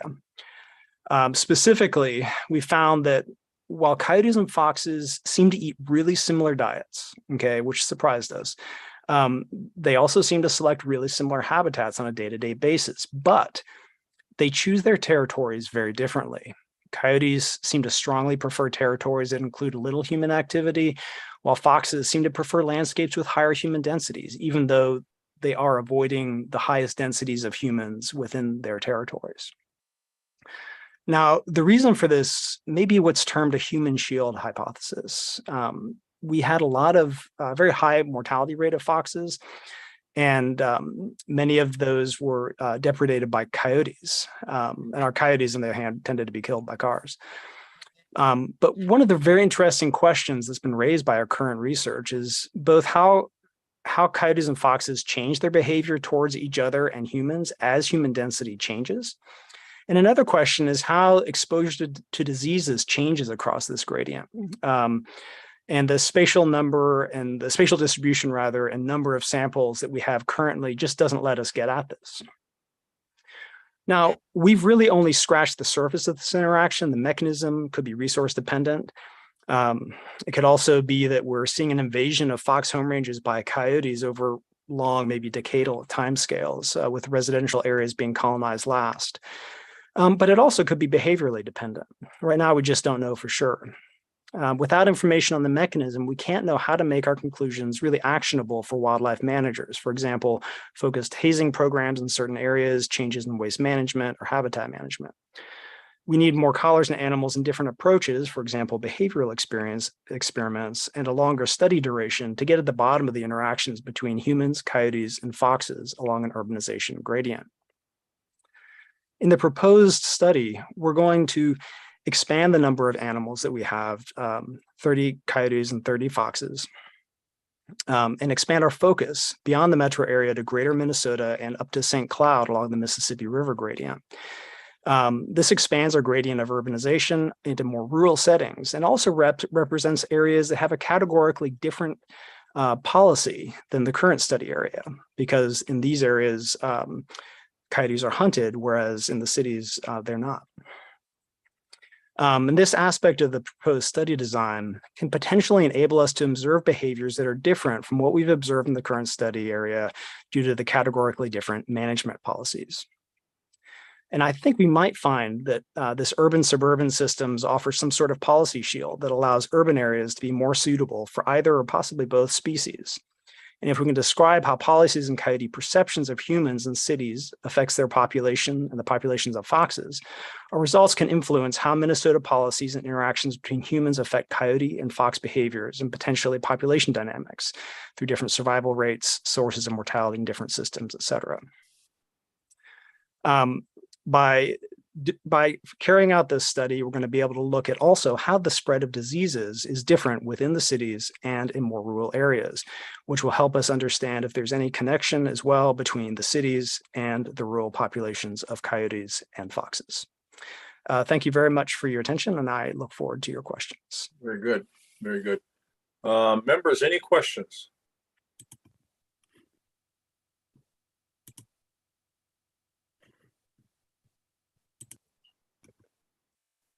Nancy. Thank you, Mr. Chair. And Dr. Forrester, you mentioned that you're going to be using the study that you're finishing right now. Mm-hmm. I know that a lot of people were very interested in this study. How are you going to relate to some of the people, and how are you going to communicate with them? You're going to be putting out a lot of collars, and if someone is concerned about a coyote or they have a coyote there, will you go and try to collar that animal? How are you going to find all these animals? And then how are you going to communicate with the public? Forrester. Thank you, Mr. Chair and members. That is a great question. What we have taken so far is that we've actually really relied heavily on a citizen science program to help us find animals. We have set up a number of venues through which people can contact us with observations of coyotes or foxes, and they've helped us identify where to go and when to set collars. A lot of people that are posting photos on Nextdoor and also comments on a variety of different social media sites have funneled into our website and let us create contacts with those with landowners and with people in the neighborhoods. What we do is if we have if an observation comes in and there's an animal that we need to get in a reasonable area, we'll actually go out and set traps in those areas and try to capture those specific animals. And what's been really fun is interacting with landowners who have animals running around on their land. They want to know where are these animals going, and we can actually share with them the path of those animals, their territories, and how that changes through time. And that's been one way that's been very nice to sort of interact with the public. You have a follow-up? Sure, follow-up, Nancy. I live in an urban area, and I've noticed that there's a lot of rabbits. Me too. Yeah, that must be indicative of that we're not seeing some foxes and coyotes in the area. So Will you take that into your research as well? Mr. Forster. So, thank you, Chair and members. That is something that we're looking at right now. We're actually running a pilot study that is separate from the original Twin Cities Coyote and Fox project, where we're looking at densities of prey species, this is rabbits and other small mammals, across a gradient of land use within the metro area. One of the things that we found is that the coyotes and foxes seem to be eating the same thing based on stable isotope analysis of their hair. But right now we don't know if that's resource driven. So are they choosing areas, are the animals choosing their territories based on densities of prey? Right now it seems like they're pretty dense everywhere, but we don't know for sure. So we're trying to look at whether there is selection for density of prey across that landscape. And also in the future study, we want to see if that will change as we go farther out. Okay, Rita. Thank you, Mr. Chair. Thank you, Dr. Forster, for your presentation. I'm interested in this too. I live in an urban area, I have rabbits, but I have fox down the back part of my property, and there's always a den of 3 kits every year, which we have a lot of fun watching in our backyard. But I can recognize that it is difficult when you have human wildlife conflict, especially coyotes on trails and whatnot. It's just, off-putting. So would you reiterate again something I think you briefly touched on in your presentation, and that is your outcome here is that you can provide management recommendations to reduce human wildlife conflict and disease spillover. What are some of the strategies to actually reduce human wildlife conflict? That's thank you. Thank you, Mr. Chair and members. That's a great question. This is right now we're trying to develop really baseline information because so little is known about how these animals interact on these landscapes, which is again kind of surprising given how common they are. But one of the I think the highest priority things is how do we deal with problem populations? The sort of knee-jerk response is let's trap them all. For example, coyotes, which tend to be the problem species of these two. Let's trap them all. But unfortunately, that really has been shown to be very ineffective in terms of managing coyotes. Coyotes are incredibly plastic. And so the better question might be, how do we stop animals from going in places that they're having high conflict? And our behavioral experiments that we've proposed will help us get at that, because we're going to be playing sounds. These are motion activated cameras. They're going to play sounds, and we're going to record how these animals, foxes and coyotes, respond to different stimuli from hearing. And by doing that, we're going to be able to have some sense for what are effective deterrents for these animals in different areas of the landscape. Does that change? And for a coyote that's down in the Mississippi within the Twin Cities metro versus when it's farther out and the area might be hunted, we don't know that yet. But what you can do is if you have an area, for example, on a park trail where there's coyotes that are causing a lot of disturbance, you might be able to set up a more of a deterrent, a hazing that might be more or less effective depending on the outcomes of this experiment. Thank you. Okay. Dr. Bill. Thank you, Mr. Chair. Say, James, one of the original questions I had, and I know it's been kind of tossed around, and I'm sure you're aware of it, is this idea about a hierarchy where if you have wolves, they displace coyotes, and then maybe the red foxes benefit. Definitely. And the gray foxes lose because there's this kind of wolves, displace coyotes, which then allows the foxes maybe to step in. And when they're more, higher density, gray foxes maybe kind of succumb or decline. Now in the urban grading with what's been done and what Nick and you guys have been doing, do you see that? I mean, you're able to see an interspecific interaction where you if you're able to notice a higher density of coyotes, is there a lower density of foxes? And now in this proposed study, when you're going into areas where the coyotes may be getting removed more than red foxes, depending on trapping of red foxes and stuff, are you able to see that or not? I wish I could show you visuals. Thank you, Mr. Chair and members. I wish I could show you visuals for this, but it's fascinating. In the metro area, at least, you can see, if you look at the territories of our coyotes, it's just, they're sort of right in the center and sort of surrounded by these foxes that kind of find these interstitial areas that tend to be in these more densely occupied areas of by humans.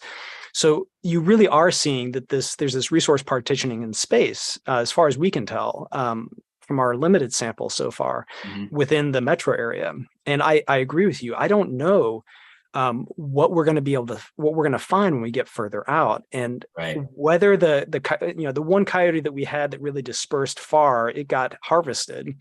And I suspect this happens to a lot of coyotes that go into the more rural areas. And so if there's a lower density of them out there, do you see more foxes? And some of our camera trap information will actually give us, it won't be a density estimate, but it can be an indication of the frequency with which we see those animals in these different areas. Great. Thanks, James. Okay. Members, any further questions? We're out of time here for Q&A. So thank you very much for your presentation, James. Okay, thank you, members and commission. Next up is 023186, Marcella Windmuller. I'm having some trouble with names here. Capone, I think Capone. Campione, very close. Campione, my goodness, I'm way off. Not too far though. Maximizing the lowland conifer ecosystem services phase 2. Welcome to the committee. Thank you, Mr. Chair, and thank you, the committee. Good afternoon. I'm Dr. Marcella Windmuller Campione, and I'm an associate professor in the Department of Forest Resources at the University of Minnesota. I'm excited and humbled to be presenting on our phase 2 proposal for maximizing lowland conifer ecosystems, which I could talk about for hours, but I promise I won't. I want to first share some of our results from phase 1 and why we need a phase 2. The boreal chickadee and these chicks, which you can see in my background, and while they're not as cute as they are when they're adults, we'll get to why I have these chicks in the background in just a second. Boreal chickadee is a species in greatest conservation need since 2015. This species is extremely elusive, only lives in lowland conifer ecosystems, and we have very little information about them. There are other wildlife species and plant species like this. They are called habitat specialists, and they only occur in certain habitats. Our lowland conifer ecosystems have so many of these habitat specialists. What we are seeing from our phase 1 is that these systems may be at critical tipping points.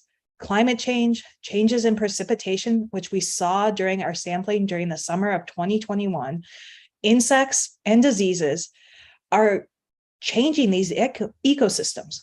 These lowland conifer ecosystems also are utilized for forest productivity, including timber harvesting, provide huge amounts of habitat for wildlife, provide water cleaning, carbon storage, and so many other ecosystem services. Through our phase 1 project, we, and in the collective we, mostly Dr. Alexis Grindy with NRI, was able to gather incredible data that no one knew about these boreal chickadees regarding their nesting, breeding, and habitat use, including some of the first information about nest success, hence the cute little boreal chickadees in my picture. We are then able to pair this data with our monitoring of the hydrology, wet versus dry years, and the vegetation. So hundreds of plots have been sampled and mapped that include the overstory trees, the regenerating species, and the herbaceous and shrub cover. But going back to these boreal chickadees, we've gotten new information and know more about where they hatch and how they nest, but we have so little information about what are they doing after that? Where are they going? Where are they flying? How are they eating? And what are the habitats they are using to move from these individuals sitting in this nest to those that we see as adults? And if we know that information, how can we utilize that as we think about managing for multiple objectives? And so this is only one of our results from phase one. Again, I said I could talk for hours. With these questions about boreal chickadee, hydrology, and vegetation, more questions arose, including how another species of greatest conservation need, the bog lemming, and what forest types they might be using. We've also started being asked about carbon storage, which has been a very hot topic already today. Peatlands are carbon storage mega houses.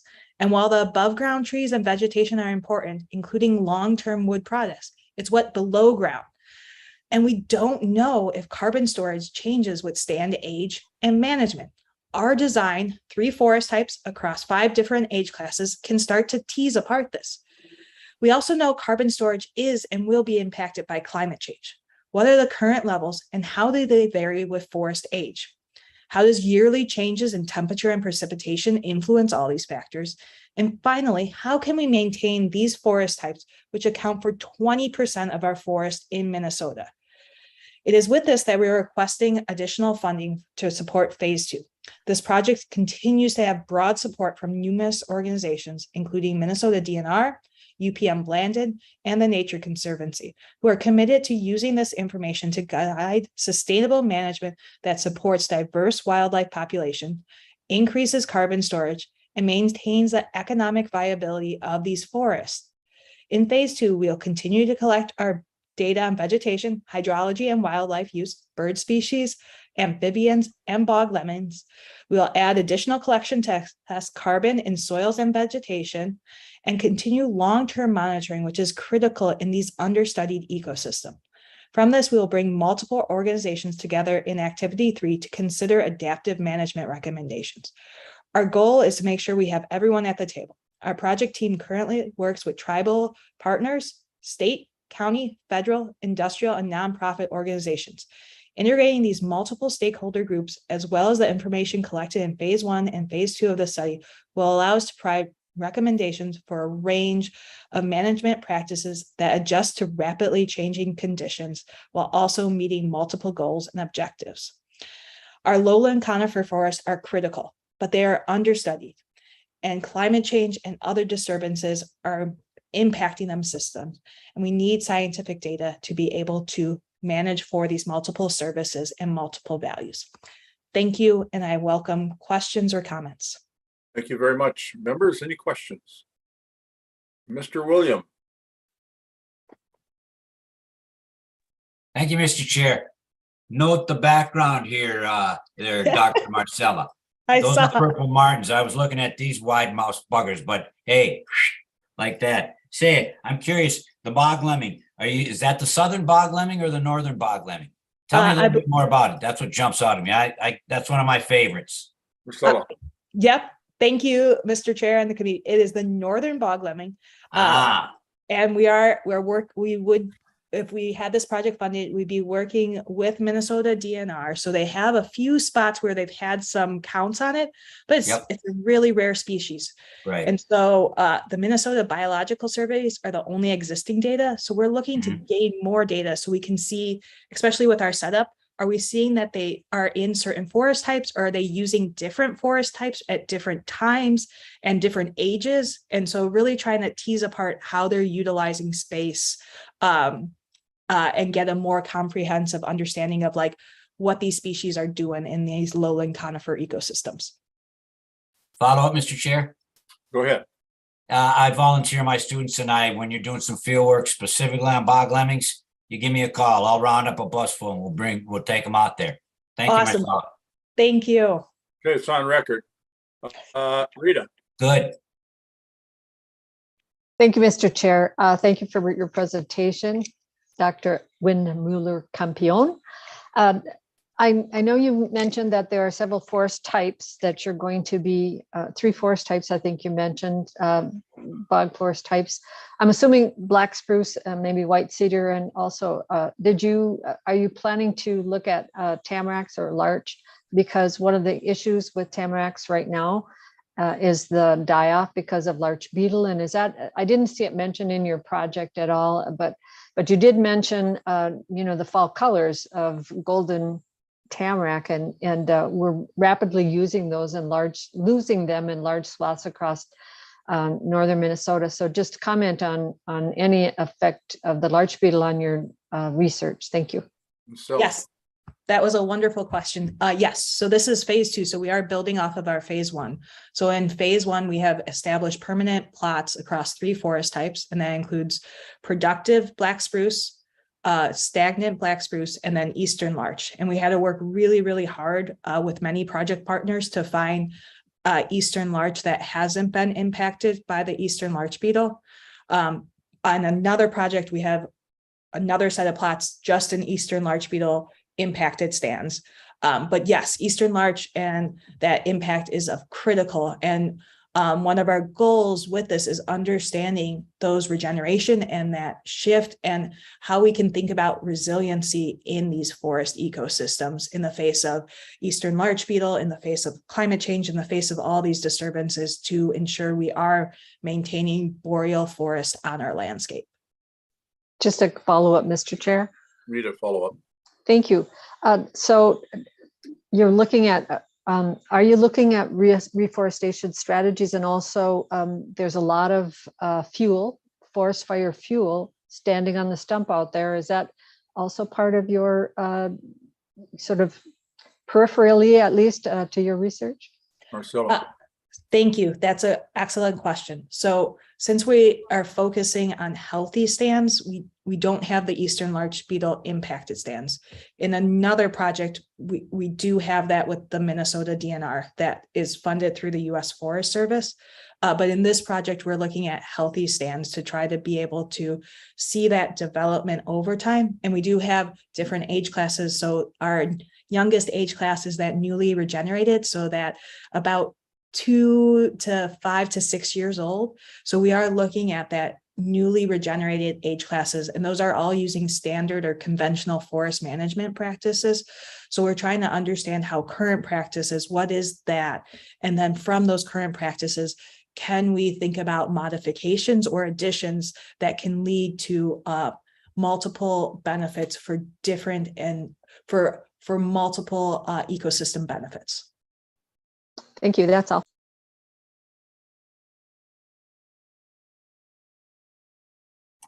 Nancy. Thank you, Mr. Chair. I just had a process question. I know this project has been resubmitted. You were in some of the original packages. Has this delay affected your project or your phases at all?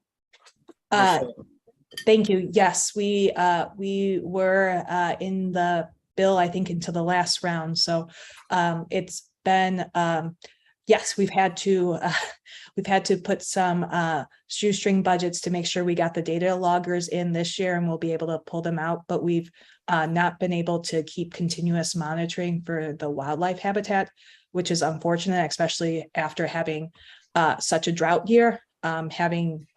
Not being able to have crews out this year is unfortunate, but we hope to be able to, with future funding, be able to keep those data points coming so we can be able to build long-term information and capture how seasonal variability ends up affecting populations. Thank you. Members, any further questions? Seeing none, thank you very much for your presentation. Thank you. Next up, members, we have proposal 23028, category G, Molly Roski, SNA Stewardship Outreach and Biodiversity Protection. Welcome to the committee. Thank you, Mr. Chair, members. Good afternoon. Sound check. Can you hear me? Yes. Wonderful. My name is Molly Roski, and I'm here representing the Minnesota DNR's Scientific and Natural Areas program. And like Dr. Windmuller Campione said before me, I'm humbled to be here presenting proposal number 2023-028, SNA Stewardship, Outreach, and Biodiversity Protection. Now, I know you're mostly hearing foundational data and information presentations today, so thank you for shoehorning me in, and it's a pleasure to offer you this presentation on the land acquisition, habitat, and recreation objectives of Minnesota's scientific and natural areas. This is the premier system of public lands that exist in Minnesota, because our predecessors had a vision for a type of public lands designation stronger than any other, specifically to protect the highest quality lands that remain in Minnesota as a repository and living laboratory of our state's biodiversity for future generations. This is the most rare and high quality natural features in the state. Now, it takes management to keep these sites in as good a shape as we can, fighting the pressures on these native plant communities and wildlife from invasive species, climatic changes like we've been hearing about, and sometimes, yes, mitigating the impact of our human visitors too. That site management, which some also call stewardship or maintenance need, is over half of our proposal budget this year, so I'd like to focus much of my presentation on that component today. In order for you, members, and anyone in Minnesota to be able to go out and see landscapes like the images of Lost Valley Prairie SNA that you're seeing behind me right now, requires active stewardship. And that in turn requires careful monitoring and site assessment. A great example is the careful planning and outcome tracking of our prescribed burning work, which, yes, was set back quite drastically during the pandemic, but also we are already seeing the prescribed burn program come back online as our burn crews are finding those Goldilocks burn windows and really making a difference for the ecological systems that need this disturbance regime in order to remain vibrant. To the untrained eye, a recently burned prairie or woodland like what's behind me may appear a complete wasteland, but it is precisely the reduction in the encroaching invasive species and the flush of nutrients that accompanies this rejuvenating management practice that so many of our SNA lands actually depend on. So we are already maximizing state resources in the work we are able to complete with our staff, contractors, and volunteers on site management techniques like these. The real take home for you from our proposal is this. ENRTF funding helps the Minnesota Scientific and Natural Areas Program accomplish what we would not be able to alone. Take our public engagement and outreach efforts, which have been generously funded by the ENRTF in the past. These have been tremendously successful, and we're eager to refine our efforts with this ML23 funding. In the last few years, we've been able to ramp up our efforts to give members of the public opportunities to become involved in SNA stewardship and monitoring in pandemic-safe ways through citizen science and volunteer initiatives and through virtual hikes like the footage behind me. Tip for those of you watching this on YouTube right now, you can virtually visit an SNA by finding these virtual hike videos on the Minnesota DNR Scientific and Natural Areas YouTube playlist. But the SNA story doesn't end there. We have a lot of work left to do to protect adequate representative samples of all of Minnesota's native species and high quality native plant communities in each of our ecological subsections. I want to put up this map while I talk about our acquisition component of this proposal. These are our rare species' last best hope for suitable habitat. Any candidate site must meet a very high bar to become an SNA, and we prioritize based on our strategic land protection plan and our frequently updated gap analysis. Our acquisitions are targeted, and projects on our acquisition parcel list are the highest priorities right now, but also are projects we have some reason to believe may be timely to pursue right now. So in conclusion, we hope you will agree that this proposal is one of the best investments Minnesota can make through the Environment and Natural Resources Trust Fund dollars. But if I haven't convinced you, I encourage you to visit our website to locate the SNA nearest you and get out there, because these truly are natural places worth knowing. And with that, I would be happy to take any questions that commission members may have for me today. Thank you. Very good. Thank you very much. Representative Hansen. Thank you, Mr. Chair, and thank you for the presentation. During the current or the most recently passed session, we provided all of the funding for restoration and enhancement rather than acquisition, and we actually increased the funding to the total ask. And so could you maybe differentiate, the money that we've just provided, and then if that takes some of the tasks needed here, and then because acquisition was dropped in that bill, will there be more acquisition potentially in this particular request, or could there be more in this particular request, considering we did more restoration and enhancement in the prior one? Then I have a follow-up, Mr. Chair. Ms. Roski.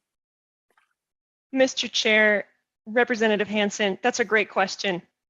We appreciated the increase in funding to our restoration, habitat enhancement and improvements component of our ML22 proposal. And we have grand plans for that funding.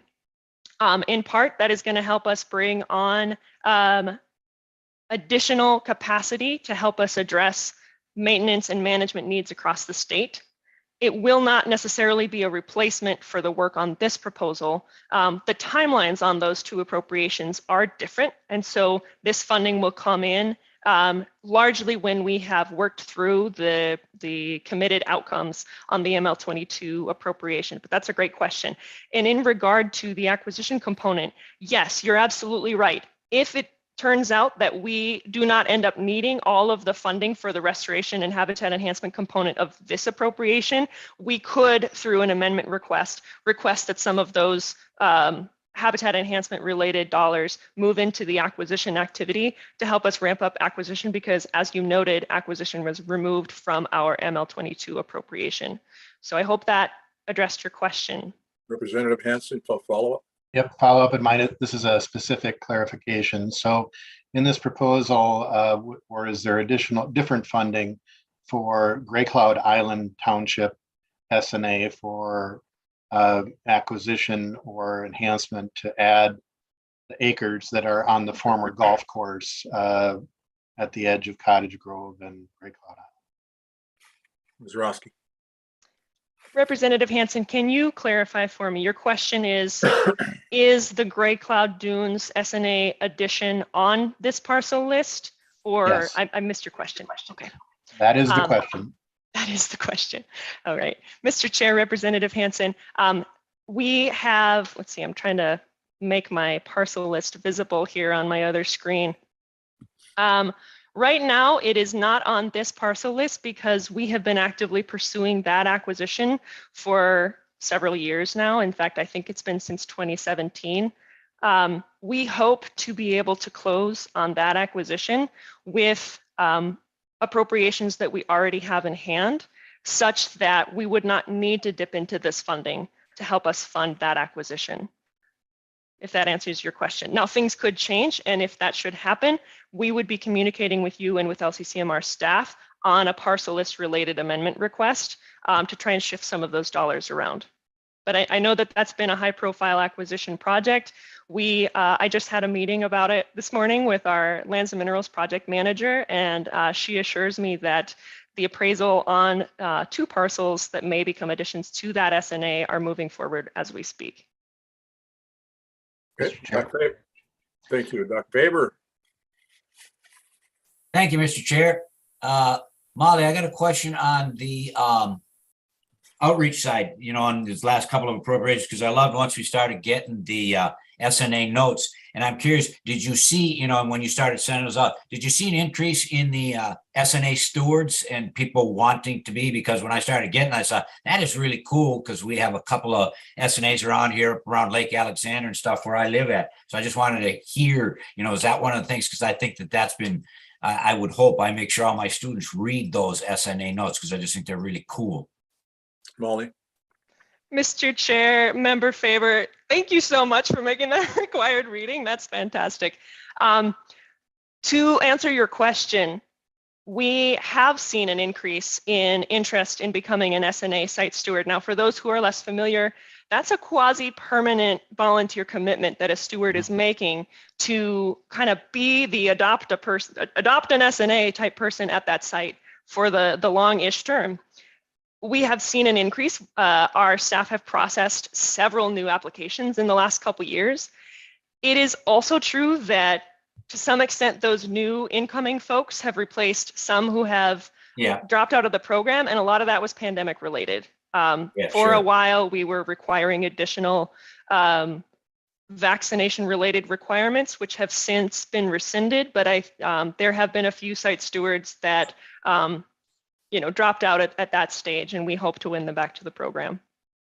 Great. Thanks, Molly. Keep up the great work. Thank you. Next question, Mr. Reese.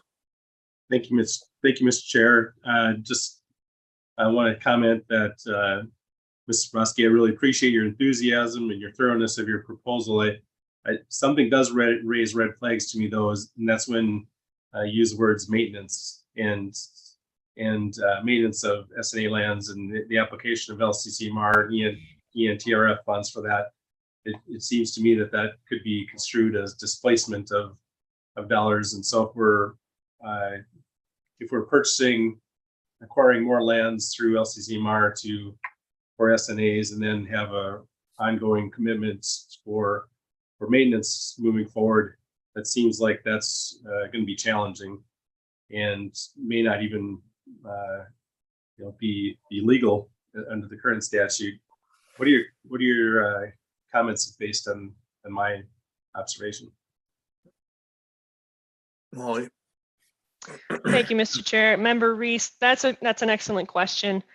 The SNA program is meticulously careful in our accounting of how we spend every ENRTF penny to ensure that it is a multiplying factor, enabling us to further the reach of our work, not supplanting work that the DNR was already doing. To your point about the use of the term maintenance, it's not the word I would use.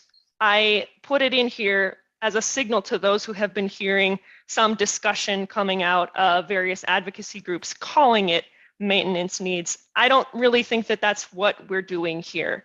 We are putting new treatment on the ground in most cases. Some of it is fighting new invasive species invasions, yes, on ground that we've done before, but these are typically novel terrestrial invasives coming through, or they're burn units that they need new fire on the ground. And so that is how we address that concern. We do our best to ensure that ENRTF dollars are not supplanting, that they are furthering the work that the Scientific and Natural Areas Program would not be able to accomplish were it not for these dollars. Quick follow-up, Mr. Chair. Follow-up.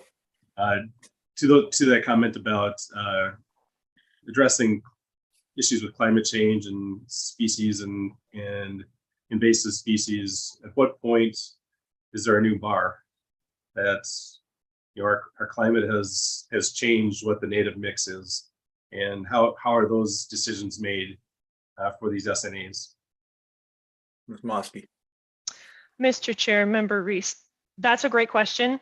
It is one that our task force on ecological monitoring discusses with regularity. I think the jury is still out. It is true that climate change vulnerabilities and pressures are in fact leading to some novel challenges and may lead to novel species composition, but it is not the role of the scientific and natural areas per se to experiment in that way. I think that there are other land bases out there where we can test out the success of new floristic composition blends. Those sites are not scientific and natural areas lands. These lands specifically exist to attempt to safeguard into the future the native plant communities and their inherent composition that have been native to Minnesota for eons. So that's really a distinction that we're trying to draw, is that scientific and natural areas aren't the place where we establish that new bar that you spoke of. Thank you. Okay. Seeing no further questions, thank you very much for your presentation. Thank you very much. Next up, members, 2023218, and that's category A, Lucas. Boy, Spate. I'm going to go with Spate. Thank you, Mr. Chair and members. I'm very close. Forest monitoring. Did I do all right, or did I mess it up? You did great. Right. Can everybody sound check? Can you hear me? Yep, well, sounds good. Awesome. Thank you so much. Thank you, Mr. Chair and members. I want to start by saying thank you for selecting our old growth forest monitoring project to present to you today. My name is Lucas Spady, and I'm a research analyst with the Minnesota Department of Natural Resources. and I'm presenting on behalf of a recently formed larger DNR team contributing to and supporting this project with members from the divisions of forestry, ecological and water resources, fish and wildlife, and parks and trails. If you ask a Minnesotan if they've hugged a big tree in their life, they will probably tell you yes. In fact, if we get out the family photo album, we probably have a picture of ourselves or of our children or of our parents caught in that very act. Humans are drawn to big trees for numerous reasons. They're probably the largest and oldest organism we will ever touch. Their age puts ours in perspective, and rightly so, considering they were probably around before our great-grandparents were born. And research shows that when we are around trees, our cortisol levels drop and our blood pressure lowers. Old growth forests, where big trees reign, offer more than human benefits. They are biodiversity hotspots. They provide unique habitats for plants and animals. They store large amounts of carbon, and their ability to act as buffers to climate change is just beginning to be understood. Today, old growth forests are rare in Minnesota. It is estimated that they make up less than 6% of our forested lands. Because of this, beginning in 1990, the Minnesota DNR established a goal to maintain a statewide network of high-quality old growth forests, and we do. Currently, approximately 93,000 acres of state-owned old growth forests are protected from timber harvest and other human-caused disturbances. These sites are distributed across the state, mostly in state forests, but also in state parks, wildlife or aquatic management areas, and scientific and natural areas. But how do we ensure that these old growth stands are being protected? It's simple. We monitor them. From 1990 to 2020, old growth monitoring was conducted across the state as staff resources were available. And because the Minnesota DNR is busy with the active management, such as wildlife restoration and timber sales and putting out fires, both literal and figurative, resources were limited. So in 2020, with the formation of the Old Growth Forest Monitoring Working Group, the Minnesota DNR developed a new protocol and schedule to systematically assess the state's old growth forests and dedicated approximately $100,000 annually to the task.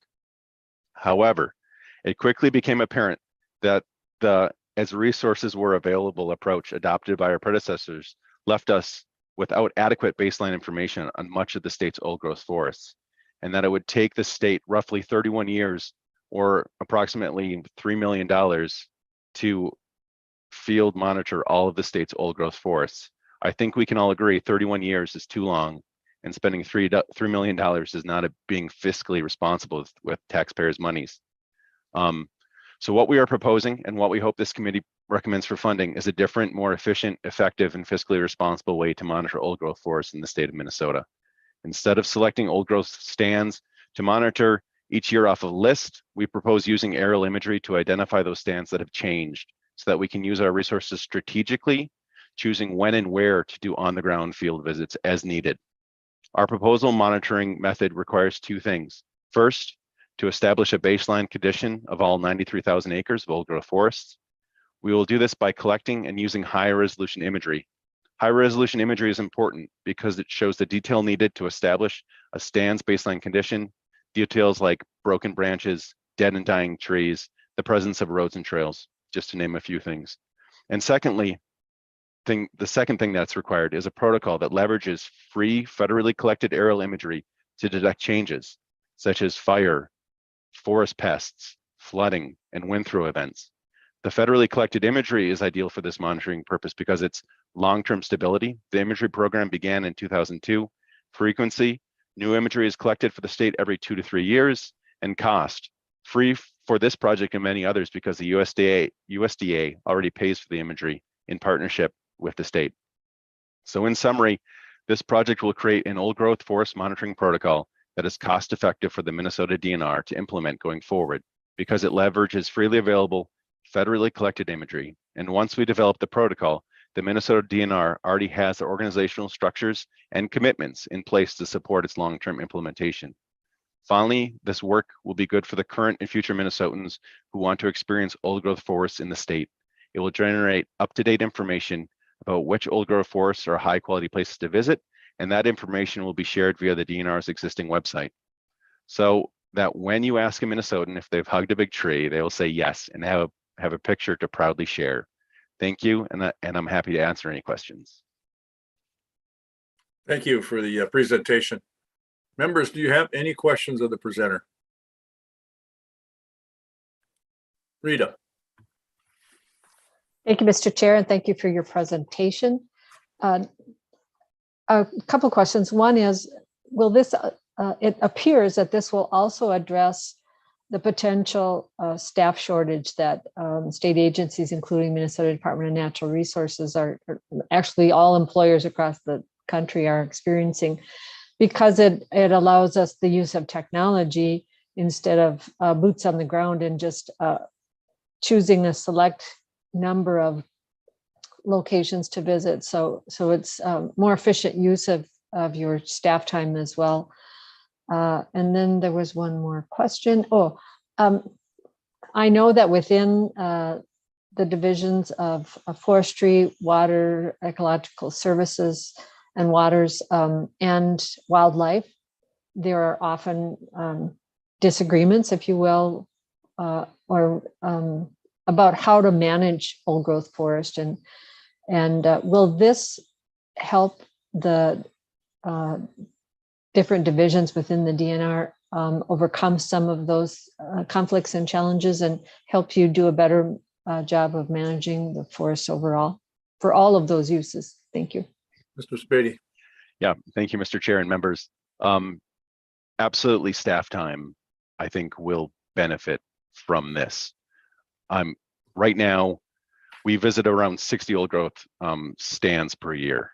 And it is the highlight of a lot of foresters' time, right? This is why we got into becoming foresters. This is why we became ecologists, to visit these forests. However, by strategically by strategically identifying those sites that need to be visited, to be assessed, we will 100% save staff time on the ground. Yes.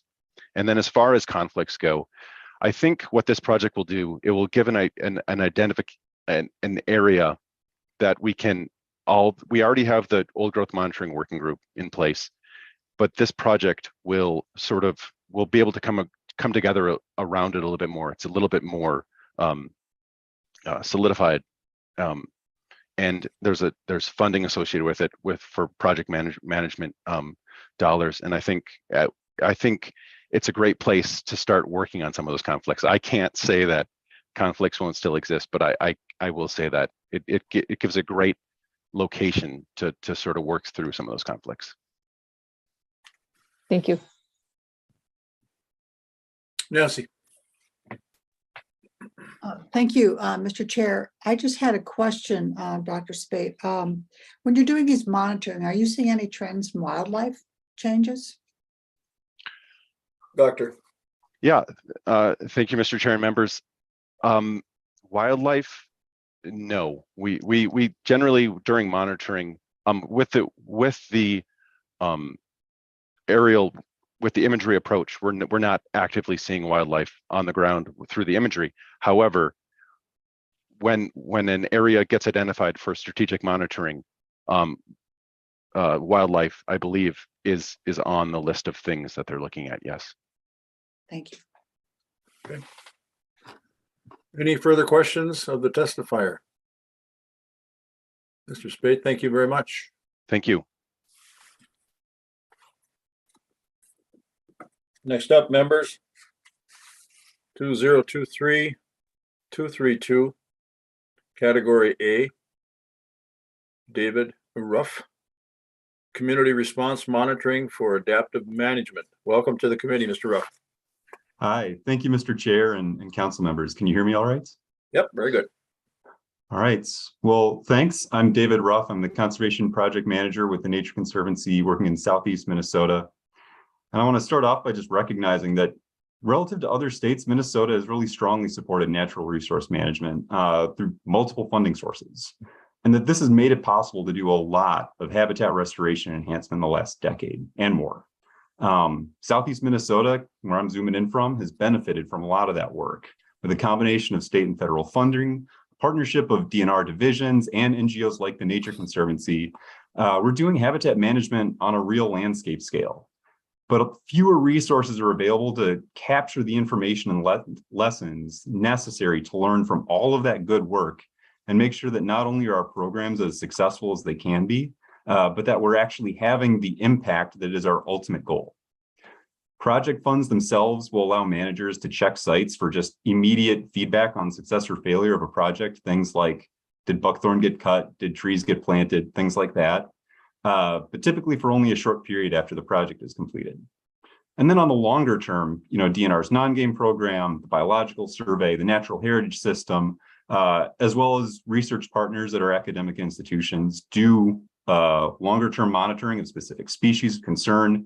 They track population trends and occurrences of rare species. And while both of these types of monitoring are really important, they're not enough to fully capture the impact that restoration and management programs are having on the natural landscape. The project funds themselves don't last long enough, and then the longer term monitoring is often not directly tied to specific management. And so our proposal seeks to fill that gap for Southeast Minnesota. Down here, we've got a decade-long history of restoring bluff prairies specifically, which are a critical part of the driftless area landscape, and one that's been declining in the absence of fire and other disturbances. That restoration process takes several years, and different sites have been treated with different restoration strategies over varying lengths of time. And this has provided kind of a natural experiment that we propose to use to survey the effects those techniques have had on the plant, insect, bird, and reptile communities at those sites. By looking at sites that have had a variety of management approaches used on them, as well as sites that have not been restored yet, we're hoping that we'll be able to compare different management strategies, show what impact our management has had on the biodiversity and the ecosystem as a whole, and not just individual species.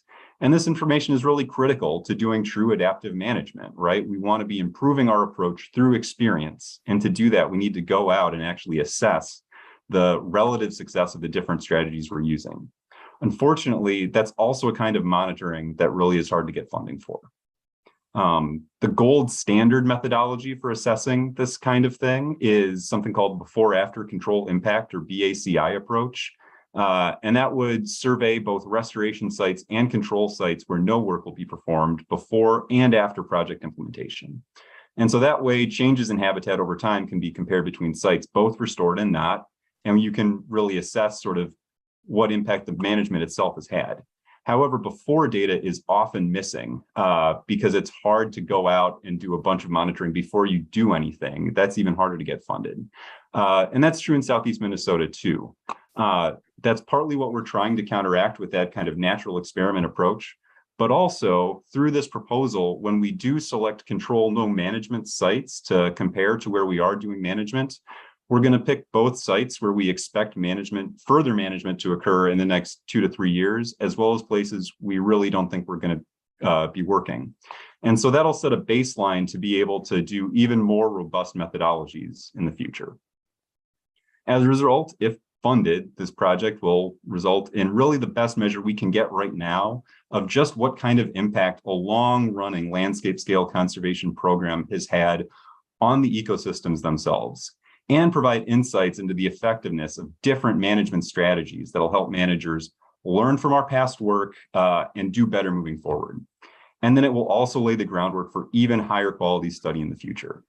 The other thing, because we're working with the Conservation Focus Area Program,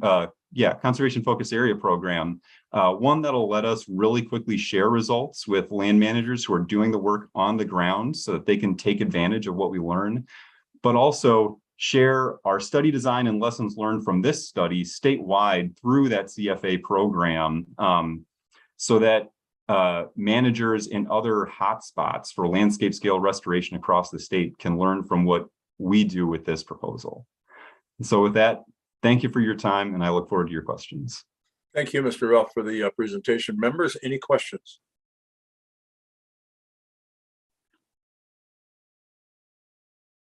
Nancy.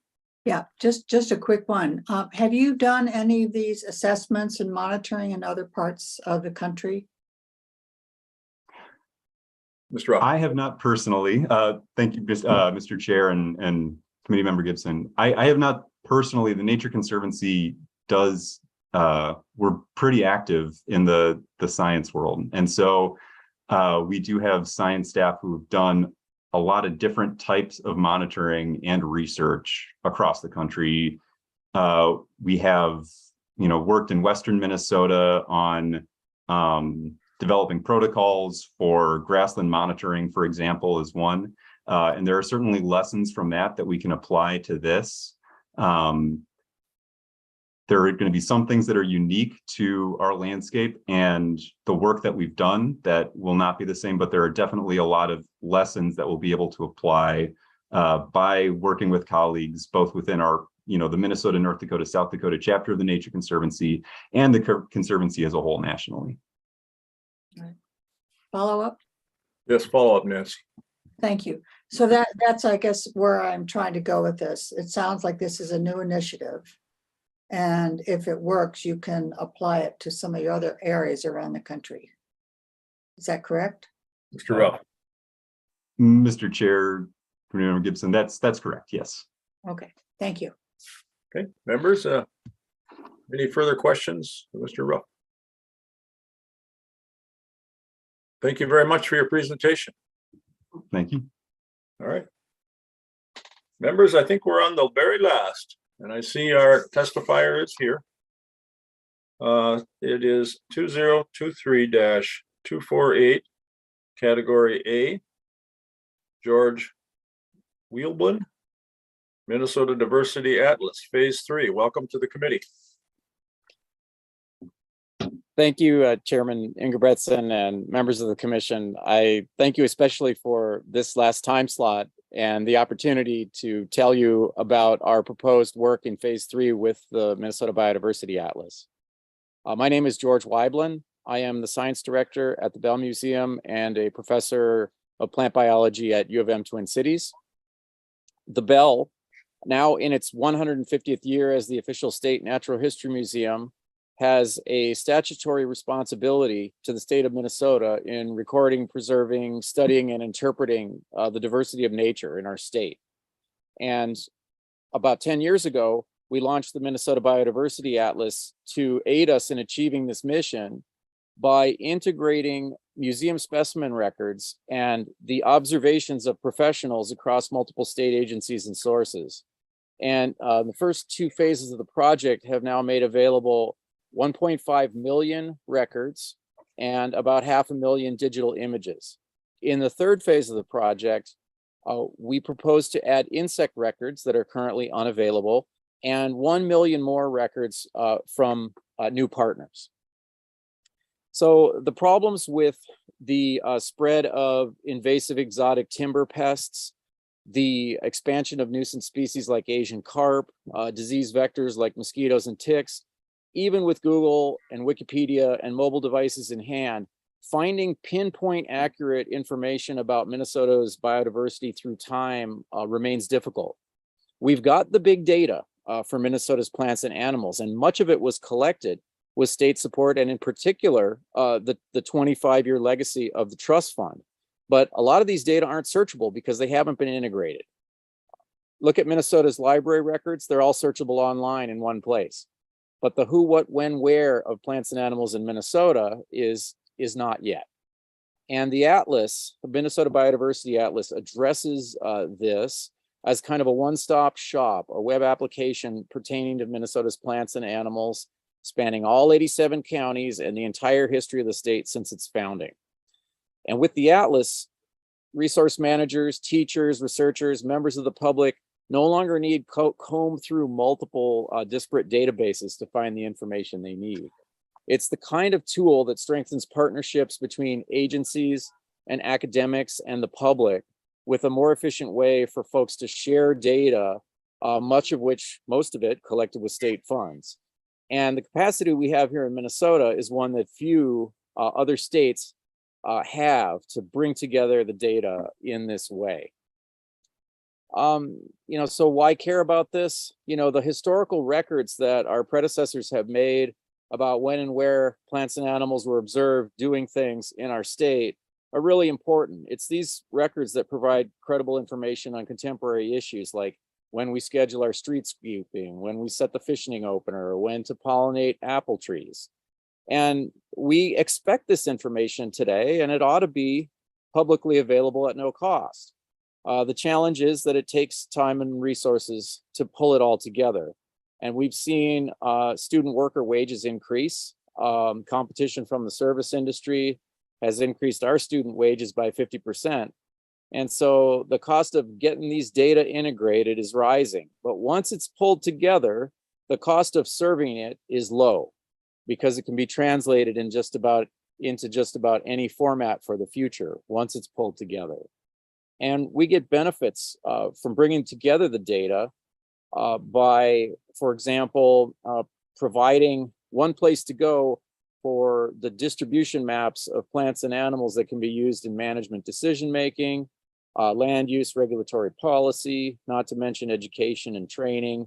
Or if you just want to know what's out there in your hometown or your favorite county or your favorite state park. And we can assist, as we should, as the state's official natural history museum, state agencies in fulfilling their responsibility to provide data to the public. And it's this kind of access to information that allows us to anticipate rather than react to environmental problems, using what we learned from the past to look into the future.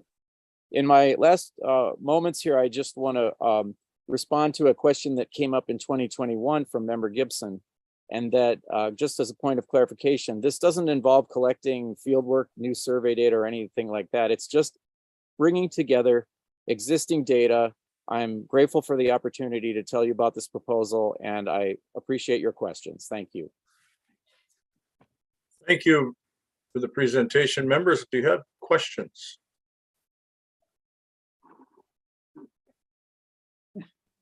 Nancy, of course, Yeah. Nancy. Well, I'm sorry. He mentioned my question a year ago, and I just want to comment on his good memory. Okay. And thank you for doing that. And I'm just happy. I'm looking at your list of things that you're going to include. So thank you for that. No question. I'm done. Rita. You're welcome. Thank you, Mr. Chair, and thank you for your presentation.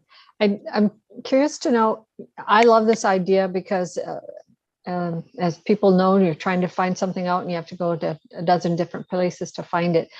What's the plan? If this project is funded and you get this done, how do we continue to aggregate that information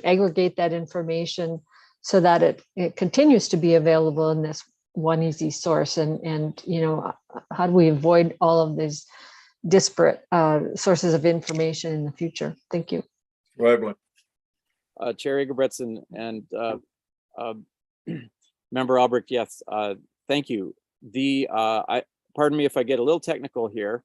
I'll try not to get too technical. One of the great things about having, a top international research university situated in our state is that we have some of the highest standards of supercomputing and digital archiving available anywhere. Those standards have been innovated at the university. And when we founded the Biodiversity Atlas, we partnered with the Supercomputing Institute and the University Libraries and Archives to put in place a plan such that the data are archived in the library system to the highest standards of digital preservation that have been developed. Lots of backing up, lots of attention paid to the potential for future standards of data storage, needing to have access to this information such that, when we upgrade from one system to another, we don't lose these legacy data sets. One of the challenges and one of the items we have to budget for in pulling some of these amazing data sets from the 60s and 70s is that we have to translate from outdated computer formats into something more forward-looking that fortunately our IT professionals on the team have thought about. And I'm confident that the data will be available to Minnesotans and to the world with the standards that we've adopted. There's standards that we didn't develop. There's standards that professionals across the museum world came together to adopt about 15 years ago. And we bring the data into that format and standard and hand it off to our colleagues who are managing it. And it solves a problem that a lot of institutions and agencies don't have the capacity to address. So, Mr. Chair, just a follow-up to clarify. So as your partners, as listed on your list there, continue to collect information in the future, will it be accessible for them to implement or input that information into the new system? So, for example, the Minnesota Ornithological Union, Moorhead University, Concordia University, Science Museum. So some of those other organizations that do research and compile data, they'll be able to input it into the new system. Is that correct? George. Mr. Chair and Member Albrecht, yes, indeed. The beauty of these distributed database systems of the current era is that each participating institution has they have options with regard to how they want to manage the data that we are hosting. They can log in themselves and edit and improve existing records. They can add new records if they wish. We've sponsored workshops that are funded by our Natural Resource and Ag College to train project participants in how to use the web app to manage their own data. Or if they don't have the capacity or the plan to do that, they can hand it off to us and we will manage it. We will take care of it for them. But yes, as new data are collected, partners have the opportunity to either integrate it themselves or to seek support in doing that. And what form that support would take remains to be seen, but we're, as the state's Natural History Museum, committed to hosting it. Thank you. Okay, members, any further questions of the presenter? Seeing none, thank you very much for your presentation. Very informative. Thank you, Mr. Chairman and members. Have a great afternoon. Thank you, you as well. Members, that concludes our presentation. Going back to the agenda, I do have other business. Mike, I don't know if there's any other business that's needed, or we'll move into public testimony. Mr. Chair, members, there is no other business today, and as far as I'm aware, the only public testimony was posted online in written format. So at this time, I'm not aware of any other business or public testimony today. Okay. Yes, I believe Ms. Nash informed us of that starting out about the public testimony. It should be also noted that there are other members that did come in. Apparently I missed them about at least an hour ago. I know Senator Westrom and maybe others, but just so long as they're noted in the meeting here. Members, do you have anything else? Any other questions? I know we start at 0900 hours tomorrow morning. Looks like a long day, but hopefully we can get through it. And because it's a beautiful day out there today, being done a little bit early is kind of handy. Nice job, Mr. Chair. So, Senator Dames. Yes, I just have a question on tomorrow. On tomorrow in the future presentation schedule, down on the bottom, it says legislative ads. If somebody could let me know what we mean by legislative ads. Mike, have you got any ideas there, or do you want to go offline with Senator Dames?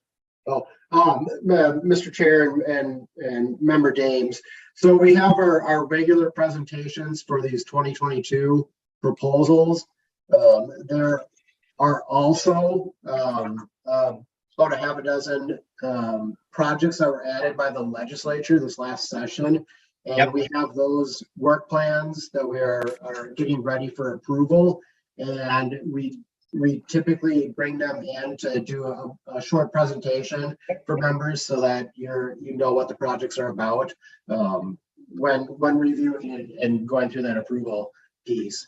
We also have a couple of 2022 work plans that may be coming back to the commission here at the end of some of these days. Projects that maybe had some significant changes that the commission should be aware of. So at the end of the day, we may have a few additional presentations or other business related to those 2022 projects. Sounds good. That's what I thought, but I just wanted to make sure. Thank All you. right. Members, any other questions or concerns? All right. Oh, sorry. Rita?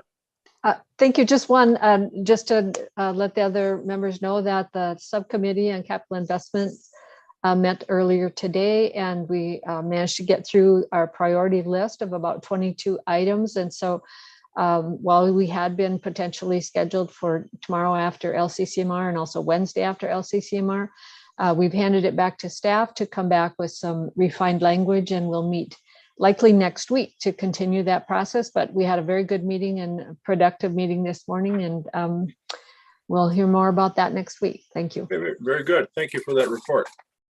Members, if I don't see anything else or any other hands, we stand adjourned for the day.